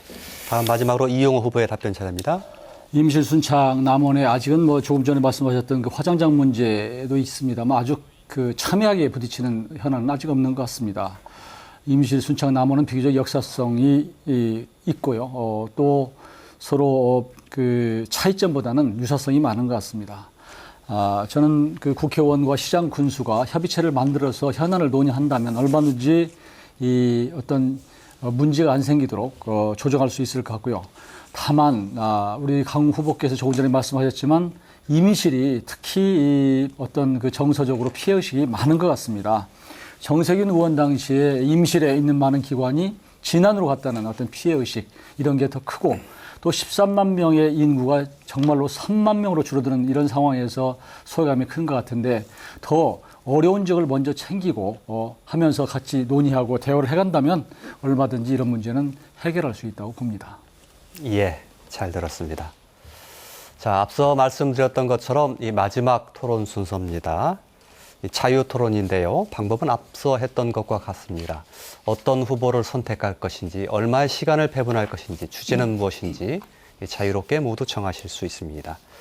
마지막 토론 순서인 만큼 모든 것을 쏟아 부으실 것을 권해드립니다. 먼저 강동원 후보에게 주도권 5분 드리겠습니다. 네, 이용호 후보께 묻습니다. 경향신문 그 기자로 재직 시 자민련을 출입하셨어요. 그죠? 네. 혹시 결혼하실 때 주례를 김종필 자민련 총재가 쓰셨죠? 네, 네, JP가 그렇게 하셨습니다. 자, 이제 DJP 연합으로 김대중 대통령이 당선돼가지고 김대중 대통령은 김종필 씨를 국무총리로 임명했습니다. 이때 총리실에 임명되셨죠? 그렇습니다. 예, 그래서 한간에 이 후보를 JP 장학생이라고 이렇게 부르는 사람들도 있습니다. 자, 그런데 지금 박근혜 정부 들어와가지고 자민련 출신의 강창희 국회의장, 그다음에 자민련 출신의 정진석 사무총장, 언론인이죠. 이 시절에 2년간 계약직으로 홍보기획관에 임명이 됐는데 어떤 특별한 인연이 있고 없고 이걸 떠나서 지난번에 말씀하실 때 정상적인 절차를 밟아서 했다고 하지만 이게 특혜 채용됐다라고 하는 설이 있습니다. 그야말로 설입니까? 이거 허위사실 유포입니다. 그렇게 설입니다. 말씀하시면 설. 그렇게 설을 마음대로 여기서 얘기하시면 안 됩니다. 늘 좋아하시는 그 허위사실 유포 이제 좀 민감하십니까? 하시면 안 됩니다. 자, 그래서 이 정도로 끝내고 제가 한 가지 더 확인할 텐데 지금 19대 민주통합당으로 그때 경선에 참여하셨어요. 예. 이때가 2012년이었습니다. 그러니까 국회 사무처에 채용될 때는 공직자이기 때문에 정당을 탈당을 해야 되는 것이죠. 언제 탈당했습니까? 저는 그 2012년에 이제 경선에서 실패하고 그 이후에 올라가서 제가 안철수 아니, 대선 짧게 얘기해 캠프에 주세요. 올라갔고요. 언제 안철수 탈당하셨는지. 캠프에 간 이후에 공직에 들어가면서 탈당했습니다. 그러니까 들어가시기 전에 탈당한 건 맞는 거죠. 맞습니다. 네. 예. 예, 그래서 이제 이 국회 사무처를 가셨는데 지금 이번 토론에서 보면 이 후보께서 저에게 무소속이 가서 무슨 일을 할 수 있겠느냐 이 얘기를 계속 지금 제기하고 있어요. 자, 아까도 말씀드렸지만 이번 선거에서 이용호 후보는 국민의당이 탄생하지 않았다면 무소속으로 출마를 전제로 하고 계속 활동을 했습니다. 그건 뭐 우리 지역 주민들이 다 알고 있으니까. 자, 그리고 남원시장 때도 무소속으로 출마한 전력이 있어요. 그래서 무소속이 국회에 가서 무슨 일을 할 것인가라고 하는 것을 자꾸 얘기한다면 그건 이용호 후보의 스스로 논리의 모순이다. 그 점을 저는 왜 얘기했어요. 우리 강동원 후보께 말씀드리냐면 무소속 부분을 적어도 당이 2개나 있는데 무소속으로 나가서 있어서는 곤란하다. 왜냐하면 제 걱정 마시고요. 그동안에 호남은 일당 독재에서 제가 주도권 가지고 있기 때문에 그러니까 일당에 있을 때는 없을 때는 그 정도로 무소속이지만 듣겠습니다. 지금의 상황의 무소속은 다르죠. 예, 그 정도로 듣겠습니다. 네, 예. 자, 박이승 후보께 묻겠습니다. 2010년도에 선거 방송 토론회로 위원장을 재임하신 적이 있어요. 맞습니다. 예. 이때 서울시장 선거가 있었습니다. 예. 그래서 당시 선거방송토론위원회에서 서울시장 후보 초청 토론회를 하는데 맞습니다. 서울대 조국 교수를 선정을 했습니다. 네. TV 토론 사회자로. 예. 그런데 새누리당에서 의의를 제기하니까 네. 조국 교수를 사회자에서 바꿨습니다. 네. 네. 결국은 공정한 선거를 주도해야 될 선거방송토론위원회 위원장께서 어느 특정 정당의 입김 때문에 사회자를 교체한다. 이것은 대단히 공정하지도 못할 뿐더러 말씀드리겠습니다. 예, 위원장으로서 굉장히 그건 위원장이 결정하는 게 아니고 위원회에서 회의체로 결정하는 것이고요. 그게 왜 처음에 조국 교수가 결정된 이유는 그 위원들이 각 방송에 이제 국장, 부장급들이 다 있는데 당 소속도 있습니다. 근데 새누리당 그 소속 그 위원이 안 나왔습니다. 자, 거기에서 그러면, 이제 조국 교수가 결정이 됐는데 그 다음에 이제 방송 토론회를 진행하려고 하니까 새누리당에서 늦게 알고서 이의 제기했고 왜냐하면 선거방송을 제가 주도권 진행하는데 가지고 있으니까 제가 말씀을 드릴게요. 이의가 들어오면 그거 진행하기는 힘듭니다. 말씀을 드리겠습니다. 네네. 일단 위원회에서 조국 교수로 확정을 해가지고 통보를 했습니다. 네. 이것은 위원장께서도 이미 다 결재를 한 사항이라고 볼 수 있어요. 네. 자, 그런데 새누리당에서 갑자기 조국 교수는 안 되겠다. 조국 교수는 야성이 있기 때문에 안 되겠다. 교체해달라. 그러니까 다시 번복을 해서 교체를 했다는 것은 그 당시에 지금 조국 문제가 교수가 있다. 이제 민주당 뭐 고육감 후보로도 거론되고 여러 가지 시장 후보로도 거론되고 여러 가지 말이 나오기 때문에 문제가 있어서 사회자 교체는 그 위원회에서 충분히 결정할 수 있는 겁니다. 위원회에서 번복을 해서 한다면 위원회 다시 개최했습니다. 그건 정확히 알아보시죠. 그것은 예. 위원장으로서 답변이 대단히 그것은 무책임한 아니 말씀입니다. 위원들에 의해서 같이 협의체로 아니, 하는 건데 어떻게 위원장 혼자 법에서 결정? 일사부재리라는 것도 있는데 일사부재리도 그건 있고 법으로 결정하는 게 아니고 그렇지 그것은 않죠. 이미 지금 통보를 다 했는데 본인에게 이거 무슨 귀속행위도 아니고 그것은 자, 이것을 교체할 수도 있는 겁니다. 얘기를 하자면 이 얘기가 나오면 직무 수행을 하면서 집권 여당의 눈치를 봤다. 저는 이렇게 결론 내립니다. 예, 거기까지 하겠습니다. 다음은 박희승 후보가 주도권 5분 가질 차례입니다. 네. 이용호 후보께 묻겠습니다. 아마 오늘 질문이 많이 집중되는 것 같아서 많이 힘드시겠습니다. 행복합니다. 행복합니까? KBS 방송토론과 CBS 전라이브 토론에서 민주당 전주 덕진위원장을 맡으신 적이 있냐는 질문에 한 번도 가본 적도 없다고 밝히셨는데 아직도 같은 생각이신가요? 가보지 않았다고 이렇게 표현한 것은 제가 실질적으로 위원장을 하지 않았다 그런 뜻이고요. 제가 지난번에도 말씀드렸지만 똑같은 생각이신가요? 네, 똑같은 생각입니다. 네. 예. 새전북신문에 2006년 2월 6일자 민주당 이홍호 전주 덕진위원장 사퇴란 보도 기억나십니까? 뭐요? 덕진위원장 사퇴라는 보도가 예. 전혀 저는 거기에 관심이 없었기 때문에 저는 그런 보도가 있었습니다. 그러니까 별- 이제 그러면 재직한 것도 맞을 것 같은데요. 그게 아니고 다시 설명을 드리면요. 이 부분 중요하기 때문에 설명을 다시 그러면 또 묻겠습니다. 2005년 7월 임명되어 2006년 2월 사퇴할 때까지 위원장으로 회의를 주재하신 적이 있습니까 혹시? 없습니다. 전혀. 그 사무실이 있거나 무슨 조금 전에 말씀드렸지만 알겠습니다. 주재 안 하셨다면 네, 거기서. 이후 남원시장 국회의원 선거에 연이어 출마하셨습니다. 이번에는 국민의당 후보로 출마하셨습니다. 이 후보께서 보시기에 저는 정치 신인입니까? 그러면? 우리 정치 누구요? 저기 박희수 후보의 정치 신인이죠. 저는 사실은 이렇게 그러면 출마를 여러 번 하면 정치 경력이 많은 거고 그런 식으로 지금 설명하시는 건가요? 아니요. 정치 신인이라고 하는 것은 기득권을 가진 사람에 대해서 그러니까 현역 의원 하다 보면 늘 지역구 관리를 하지 않습니까? 그 반면에 출마만 했다고 하는 자체로 신인은 아닌 게 아니다. 라는 뜻으로 말씀을 한 거고요. 그걸 당에서 그렇게 해석을 한 겁니다. 그러면 실제로, 네. 여러 번 출마하신 강 후보님은 정치 신인입니까? 아닙니까? 후보님이야. 저 이미 현역 의원이 됐기 때문에 그 신인이 아니죠. 그 적절치는. 저는 이런 걸 묻는 게 이 후보님의 그 정치 신념이나 정체성이 무엇인지 묻고 싶습니다. 저 답변을 드리겠습니다. 링컨 같은 경우에는요. 주의원에 낙선하고 또 국회의원에 낙선하고 부통령에 낙선해서 무려 11번 도전해서 실패했어요. 그리고 대통령이 됐습니다. 그분이 철새입니까? 예를 들면 DJ도 강원도에서 국회의원 하다가 나중에 호남에 와서 했습니다. 이게 여러 번 도전했다고 해서 그게 철새라고 하는 것은 정말로 아니 이제 당적을 바꿔가면서 지금 이제 당적을 저는 왜 말씀드리냐면 지금도 국민의당 온 이유가 민주당의 공천 과정이 투명하지 못해요. 이번에도 그렇지 않습니까? 그래서 도전을 했는데도 불구하고 그런 투명하지 못한 것 때문에 피해자다라고 해서 저는 알겠습니다. 그동안에 예. 지금까지 왔다 저는 이런 사실은 말씀드립니다. 그 예전에 그 임진왜란 시절에 이순신 장군이 박해를 받지 않았습니까? 그래도 그 포기하지 않고 백의종군 하면서 정말 국가를 위해서 나라를 위해서 다시 또 재등용될 때까지 온갖 고초를 다 겪었습니다. 그런 부분들이 사실은 우리는 국민들이 바라는 훌륭한 좋은 정치인의 말씀이죠. 모습 아닌가 싶습니다. 아주 좋은 말씀인데요. 예. 이순신 장군은 국가를 위해서 그런 거고 저는 국가를 위해서 민주당 지금 더불어민주당의 행태는 안 된다고 보기 때문에 저는 선택한 겁니다. 그 선거가 또 끝날 때마다 남원에 살 것인가 저희가 묻기 전에 철만 되면 내려왔다 보따리 싸서 올라간다는 이런 주위분들이 말씀이 많습니다. 거기에 대해서는 어떻게 생각하십니까? 주위분의 말씀이 많은 게 아니고 저와 반대편에 서 있는 정치하는 분들이 이 얘기하는 것이고요.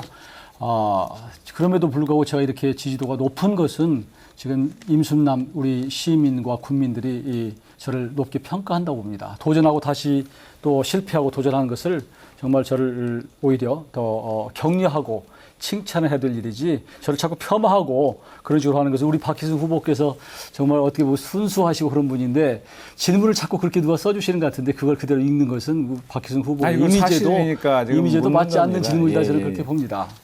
그럼 혹시 지금 뭐 선거 때마다 내려오셨다 이런 말씀과 마찬가지로 그럼 이 지역에서 혹시 주소를 두고 뭐 활동하거나 우리 저 김영호 후보처럼 이 지역에서 활동을 많이 하신 것 같은데 그런 적이 혹시 있습니까? 저는 그렇게 말씀드렸잖아요. 예. 여기에 있든 없건 간에 늘 고향을 생각하고 주말마다 거의 내려왔다라는 예, 예. 말씀을 드리고 또 비록 그런 위치에 없었지만 지역에 기숙사를 만들거나 무슨 냉해 피해를 입거나 이럴 때 제가 기여를 해서 우리 지역을 위해서 노력을 했다. 저는 사실 박희수 후보가 공직에 계실 때 그런 일을 했는지를 거꾸로 묻고 싶습니다. 저는 사실은 30여 년간 법관 생활을 했습니다. 법관이라는 건 잘 아시겠지만 남원에 와서 뭐 자꾸 와서 여기서 뭐 무슨 왔다 갔다 하면서 그렇게 할 수 있는 시간이 많은 직업이 아닙니다. 저는 법관으로서 남원을 대표해서 또 전북을 대표해서 역할을 충실히 했고 그게 남한의 자랑이고 귀감입니다. 그리고 제가 또 법원의 기관장도 하다 보니까 남원 분들의 그 애로사항에 대해서 많이 청취도 했고 그 부분에서 자문도 많이 해주고 상담도 많이 했습니다. 그런 것들이 남원 사람들이 기대하는 것이지 꼭 남원 와서만 현실적으로 뭐 기여를 하고 여기 와서 계속 주말마다 내려와서 뭘 해야 되고 그런 건 아니라고 생각합니다. 평생- 예, 다음 이용호 후보가 자연스럽게 주도권 가지겠습니다. 우리 5분입니다. 박희순 후보께 묻겠습니다. 평생을 사실은 처음에 판사 되면 소위 우리 시쳇말로 영감님이라고 부릅니다. 20대 중반부터 그렇죠? 그래서 지금 30년 동안을 해오셨다고 그러는데 과연 우리 농민들의 어려움을 알까? 물론 젊었을 때는 뭐 공부했으니까 다 똑같이. 그러나 지금 말씀하셨듯이 법관으로서 충실히 재직한 것만으로서 그것이 고향의 자랑이다. 이렇게 말씀을 하는 것이 과연 얼마나 설득력이 있을까 제가 묻지 않을 수 없고요. 아니면, 네. 아니 그래서 제가 말씀을 드리는 겁니다. 그래서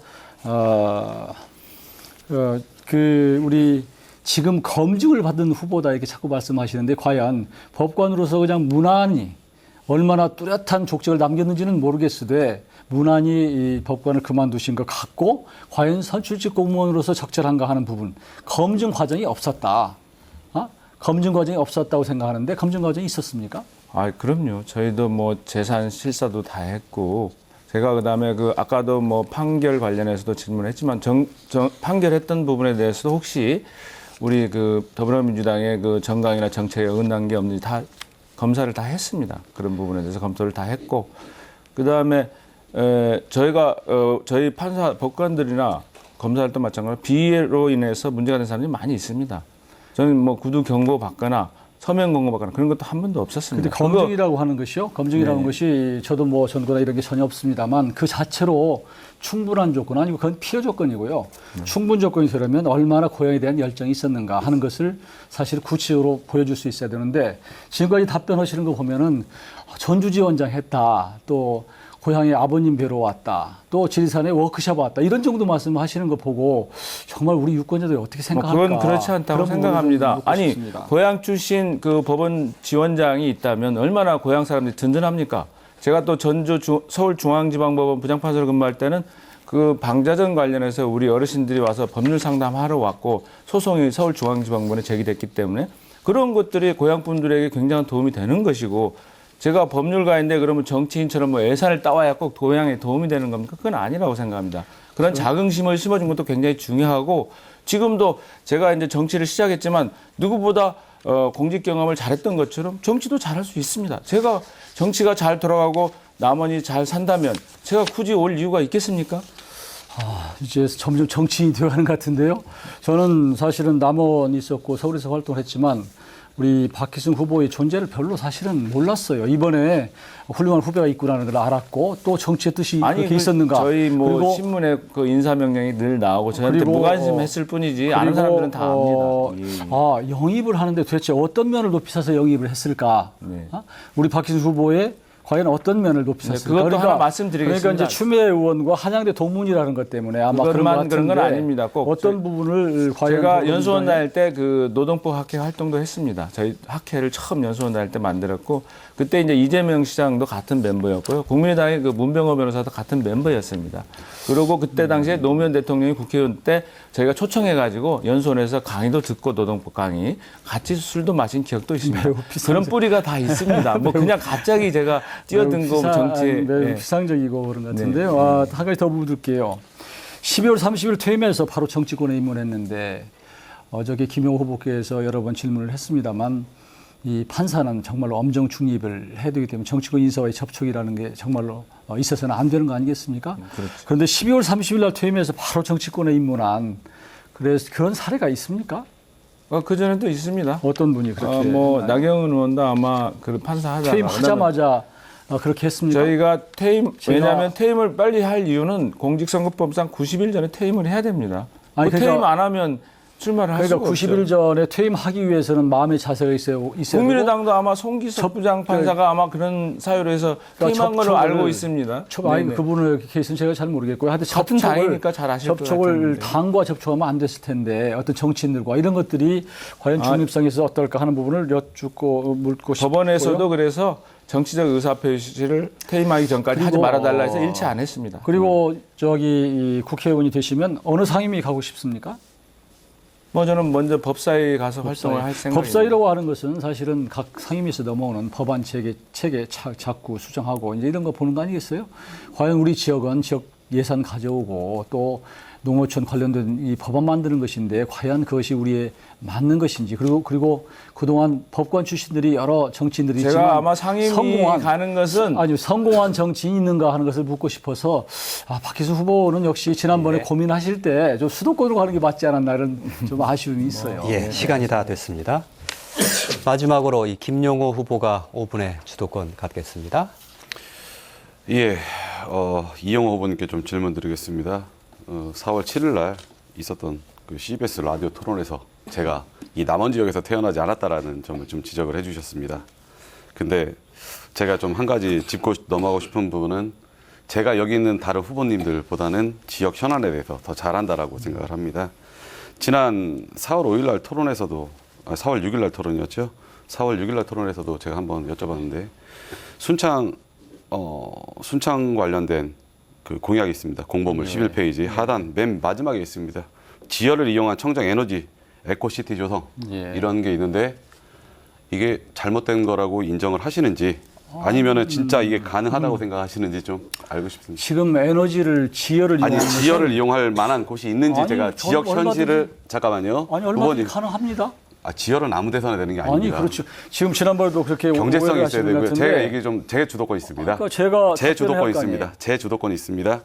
일단 뭐 추가적으로 한번 물어보겠습니다.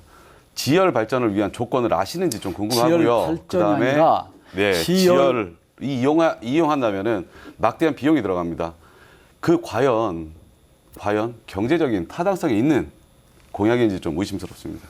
그 에너지라기보다 이게 이제 무슨 뭐 그걸 뭐 지열 발전소를 만드는 게 아니고 주택을 지면 친환경적으로 짓고 사실은 그 지속 지열이란 가능한 말씀을 드려서 제가 에너지 말씀드립니다. 지역 지열이라고 하면은요, 이건 에너지 발전입니다. 이건 잘 모르셨죠? 발전소를 만드는 뜻이 아니고 예, 거기까지만 듣겠습니다. 그 주택을 제가 하나만 더 만들어서 여쭙겠습니다. 지하수에 따뜻한 지하수에 그것을 이용해서 에너지를 줄이는 친환경적인 발효 산업의 메카라고 주택을 지금 하고 있습니다. 순창 주민들은 다 알고 있는 사실 하나만 여쭙겠습니다. 순창의 제일 유명한 음식 장류 고추장인 건 아시죠? 고추장 명인에 대해서 알고 있습니까? 직접 만나 뵙기도 했습니다. 누구죠? 거기 가서 몇 명이나 있죠? 이름을 정확히 기억 못하겠습니다. 인사도 드리고 오래전에 여러 번 뵙기도 하고 그랬습니다. 네. 네, 제 1호 문홍래 할머니가 있고 2호 강순옥 할머니가 있습니다. 이 두 분의 명인이 있습니다.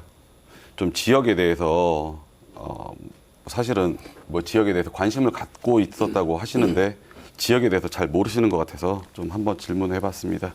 왜냐하면은 많은 순창이나 임실 주민들이 가장 우려하는 부분은 소지역주의 때문에 임실 같은 경우 특히 아까도 좀 언급이 됐던 부분인데 정세균 야당 전직 국회의원 때문에 피해의식이 큽니다. 그래서 지금 지역 언급하는 부분과 관련해서 또 다른 피해를 입지 않을까 순창 임실 주민들은 많이 걱정을 하고 있습니다. 그래서 이 부분을 한번 언급을 해봤습니다. 얼마나 잘 알고 있고 애착이 있는지. 아니, 김 그리고 후보께서 FTA 체결과 관련해서 하나 좀 제가 질문하겠습니다. 답변 좀 드릴게요. 제가 주도권이 있습니다. 4월 7일 날 CBS 라디오 토론에서 FTA 체결과 관련해서 네. 상생기금, 이익환수제 등을 언급을 하셨습니다. 이익환수제 정확한 명칭이 뭔지 아십니까? 이건 뭐 여러 가지 이름으로 부르는데요. 네. 무역이득 공유제 네, 이렇게 일반적으로 부릅니다. 예. 네. 이와 관련된 법률이 있는 거는 알고 계시죠? 아직은 이 법률은 안 만들어진 걸로 알고 있습니다. 이 법률이 만들어졌으면 무역이득 공유제라는 게 만들어졌으면 일단 기본적으로 그걸 그러니까 여러 번 제안을 제가 하고 했으나 말씀드리겠습니다. 이게 통과가 되지 않아서 제한이 지금 아닙니다. 일단 기본적으로 시행되고 있는 기본적인 법률이 있습니다. 이게 미비한 것뿐입니다. 자유무역협정 체결에 따른 농업 및 등의 지원에 관한 특별법입니다. 그건 다른 문제고. 근데 이게 사실은 겁니다. 이게 제가 무역이득 공유제하고 전혀 다른 문제입니다. 그러니까 이익환수제라는 말씀이나 저는 무역이득 공유제나 같은 맥락입니다. 전혀 다르죠. 그냥 같은 그것은 맥락입니다. 별도의 차원으로 지원하는 것이고 실제로 제가 말씀드리는 것은 대기업 제가 수출로 벌어들인 돈의 일부를 법제화해서 사실은 걷어들이겠다 이런 뜻이지 지금 정부에서 지원하는 건 별개의 문제입니다. 그건 좀 하고 있죠. 네. 지원하고 있습니다. 네. 근데 그건 별개 좋습니다. 그럼 상생기금 말씀을 하셨는데 네. 상생기금 좋습니다. 상생기금 지금 현재 정부에서 추진을 하고 있습니다. 하지만 정부에서 추진하고 있는 게 추진하려고 아니라 합니다. 여야가 합의해서 사실은 그것도 1,000억 매년 철학해서 1조 1조 원 10년도 얘기도 만들기도 있고 있죠. 15년간 3조 원 얘기도 있습니다. 여러 가지 얘기가 있는데요. 얘기가 아니라 이제 지금 1조 정부에서 합의가 추진하고 있는데 정상적입니다. 못하고 있는 거는 재계의 반발입니다. 왜냐하면 이게 이중과세 논란도 있고요. 여러 가지 문제점이 있습니다. 이 이중과세 논란을 어떻게 돌파하실지. 그게 새누리의 입장입니다. 새누리당의 입장입니다. 어떻게 보면 이제 재벌과 그리고 기득권자 아닙니다. 제가 이거 하는 맞겠습니다. 이건 이런 잘못 부분이고요. 호도하고 있기 아닙니다. 때문에 지금 정부에서도 저 같은 경우도 혁신적인 새누리당 의원들이 있습니다. 지금 이 부분들이 상생기금과 관련해서 좀 강력하게 추진하려고 합니다. 하지만 재계의 반발이 좀 문제가 되고 있는데 그 논리 하나는 이중과세 문제입니다. 이거를 갖다가 어떻게 돌파하실지 제가 재계를 옹호하는 이중과세 논란을 예를 들면 어떻게 돌파할 건지. 법제화한다는 것도 예를 들면 좀 법인세를 높여서 네. 일정 부분을 무역이득 공유제로 다시 재원을 쓸 수 있는 것도 역시 같은 맥락이기 때문에 지금 원론적인 재계 것도 반발한다고 많은데. 해서 거기에 편들고 나선 새누리 저는 새누리가 편드는 게 아닙니다. 거기까지 이거는 들어야 되겠습니다. 지금 법적인 예. 문제가 걸려있기 때문에 어떤 돌파가 필요한지 제가 여쭙던 예, 겁니다. 알겠습니다. 토론을 모두 마쳐야 되겠습니다. 이 주장과 주장이 부딪히고 또 공격과 방어가 오고 갔던 상호 토론이었습니다. 이제 토론은 여기서 마치기로 하고요. 이 마무리 연설 1분만 남아 있습니다. 마무리 연설은 기조 발언했던 것과 순서를 거꾸로 하겠습니다. 먼저 이 박희승 후보의 마무리 연설 듣겠습니다. 존경하는 임실 순창 남원 주민 여러분, 오랜 시간 함께 해주셔서 감사합니다. 선거운동 과정에서 잦은 문자와 소음으로 불편을 드려 죄송합니다. 저는 더불어민주당 인재 영입 후보지만 당의 엄격한 공천 심사에서 검증된 후보입니다. 주민들은 통합을 원하고 있습니다. 지긋지긋한 갈등에서 헤어나기를 바라고 있습니다. 지역의 이해관계에서 자유로운 제가 감히 통합의 적임자라고 생각합니다. 정치도 행정도 한마음으로 협력해야 합니다. 갈등으로 결국 피해를 입은 것은 바로 주민 여러분이기 때문입니다. 존경하는 임순남 주민 여러분, 정권 교체도 해본 더민주당이 할 수 있습니다. 20석 소정당으로는 정권 교체할 수 없습니다. 국정 운영도 해본 더민주당이 할 수 있습니다. 김대중 노무현 정부 10년이 증명하고 있습니다. 더불어민주당 기호 2번 박희승을 선택해 주십시오. 감사합니다. 네, 다음은 강동원 후보의 마무리 연설 1분 듣겠습니다. 네, 일 잘하는 민주적통 후보 기호 8번 강동원입니다. 존경하는 임실 군민 여러분, 그동안 선거 때마다 얼마나 상심이 크셨습니까? 지난으로 공공기관을 다 뺏기고 얼마나 화가 나셨습니까? 저 강동원이 임실 군민들의 한을 풀어드리겠습니다. 옥정호에 배 띄우는데 정읍시에 허가받아야 됩니까? 옥정호 내수면 개발, 순환도로, 임실 호국원 국도 확보장 책임지겠습니다. 임실 장애인복지관 반드시 건설하겠습니다. 오수 도립 양공장 관촌 사선대 생태공원을 추진하겠습니다. 전북 동북권 고추를 임실 농수산물 유통 단지로 확대하겠습니다. 광역 친환경 농업단지를 조성하겠습니다. 존경하는 순창 군민, 남은 시민 여러분, 역대 국회의원 중 가장 일 잘하는 강동원, 중단 없는 지역 발전을 위해 강동원을 다시 보내야 한다고 말씀하십니다. 이제 겨우 지역 발전에 초석을 깔았습니다. 이번 선거는 중단이냐 발전이냐를 선택해야 합니다. 강동원에게 맡겨주십시오. 강동원이 확실하게 책임지겠습니다. 감사합니다. 네, 김용호 후보의 마무리 연설입니다. 예, 토론 들어주셔서 감사합니다. 선거운동 기간 중에 주민들로부터 가장 많이 들었던 말씀 중에 하나는 제발 좀 싸우지 말라는 것이었습니다. 우리 지역 주민들이 간절히 바라는 것은 정치 싸움이 아니라 지역 발전입니다. 그런데 지금 어떻습니까? 또 이번 토론은 어떻습니까? 야권 후보들은 지역주의, 호남주의, 호남당 이런 지역주의에만 기대서 싸움만 하고 있습니다. 마치 예전에 자민련 김종필 총재를 보는 것 같습니다. 정책 경쟁은 실종된 지 오래입니다. 야권 후보들의 지역 발전 공약 또 속으시겠습니까? 야권 후보들은 지역 현안도 제대로 모르면서 예산 받아올 대책도 없으면서 우리 주민들께 거짓 공약을 남발하고 있습니다. 저는 약속드리겠습니다. 싸움만 하는 정치 절대 하지 않겠습니다. 거짓말하는 정치 절대 하지 않겠습니다. 일만 열심히 하겠습니다. 이제 지역 발전을 위해서는 지역주의를 극복해야 됩니다. 젊은이들이 떠나지 않을 임순남을 위해 예산 폭탄을 터뜨리겠습니다. 정부 여당 국회의원만이 할 수 있는 예산 폭탄, 젊은 일꾼 기호 1번 김용호는 할 수 있습니다. 현명한 한 표 부탁드립니다. 감사합니다. 네, 마지막으로 이용호 후보의 마무리 연설 1분 듣겠습니다. 국민의당 국회의원 후보 기호 3번 이용호입니다. 저는 그동안 언론과 행정부, 국회에서 국정을 익히고 중앙에서 다양한 인맥을 쌓았습니다. 이 같은 중앙의 인맥과 경험으로 초선이 아닌 재선 3선 이상의 역할을 할 수 있다고 자부합니다. 국회의원은 배워가면서 하는 자리가 아닙니다. 국회의원은 시행착오, 연습 삼아 하는 자리가 아닙니다. 그러기에는 임순남 지역 사정이 그리 한가하지 않습니다. 또 무소속 국회의원으로는 우리가 원하는 예산 가져올 수 없습니다. 지역 발전 시킬 수가 없습니다. 지금 임순남에 국민의당 바람이 불고 있습니다. 호남의 자존심의 바람입니다. 호남의 희망의 바람입니다. 저 기호 3번 이용호를 선택해 주셔서 내년 정권 교체를 실현해야 합니다. 오늘이 마지막 방송 토론입니다. 그동안 시청해 주신 유권자 여러분께 감사를 드립니다. 그리고 함께해 주신 후보님들께도 수고 많으셨다는 말씀을 드립니다. 감사합니다. 예, 잘 들었습니다. 오늘 토론 여기서 정리를 해야 될 것 같습니다. 이 다음 주 월요일 4월 11일이 되겠군요. 오후 5시 30분에는 이 정읍 고창 선거구 편이 생방송됩니다. 정치가 밉다고 또 정치가 보기 싫다고 이 투표를 하지 않으면 누가 제일 좋아할까요? 유권자가 이 선거에 관심을 갖지 않으면 권력은 유권자를 더욱 얕보고 또 무시하게 마련입니다. 그러면서 흐뭇한 미소를 짓겠지요. 오늘 토론 모두 마치겠습니다. 네 분의 후보 수고하셨습니다. 시청자 여러분 고맙습니다.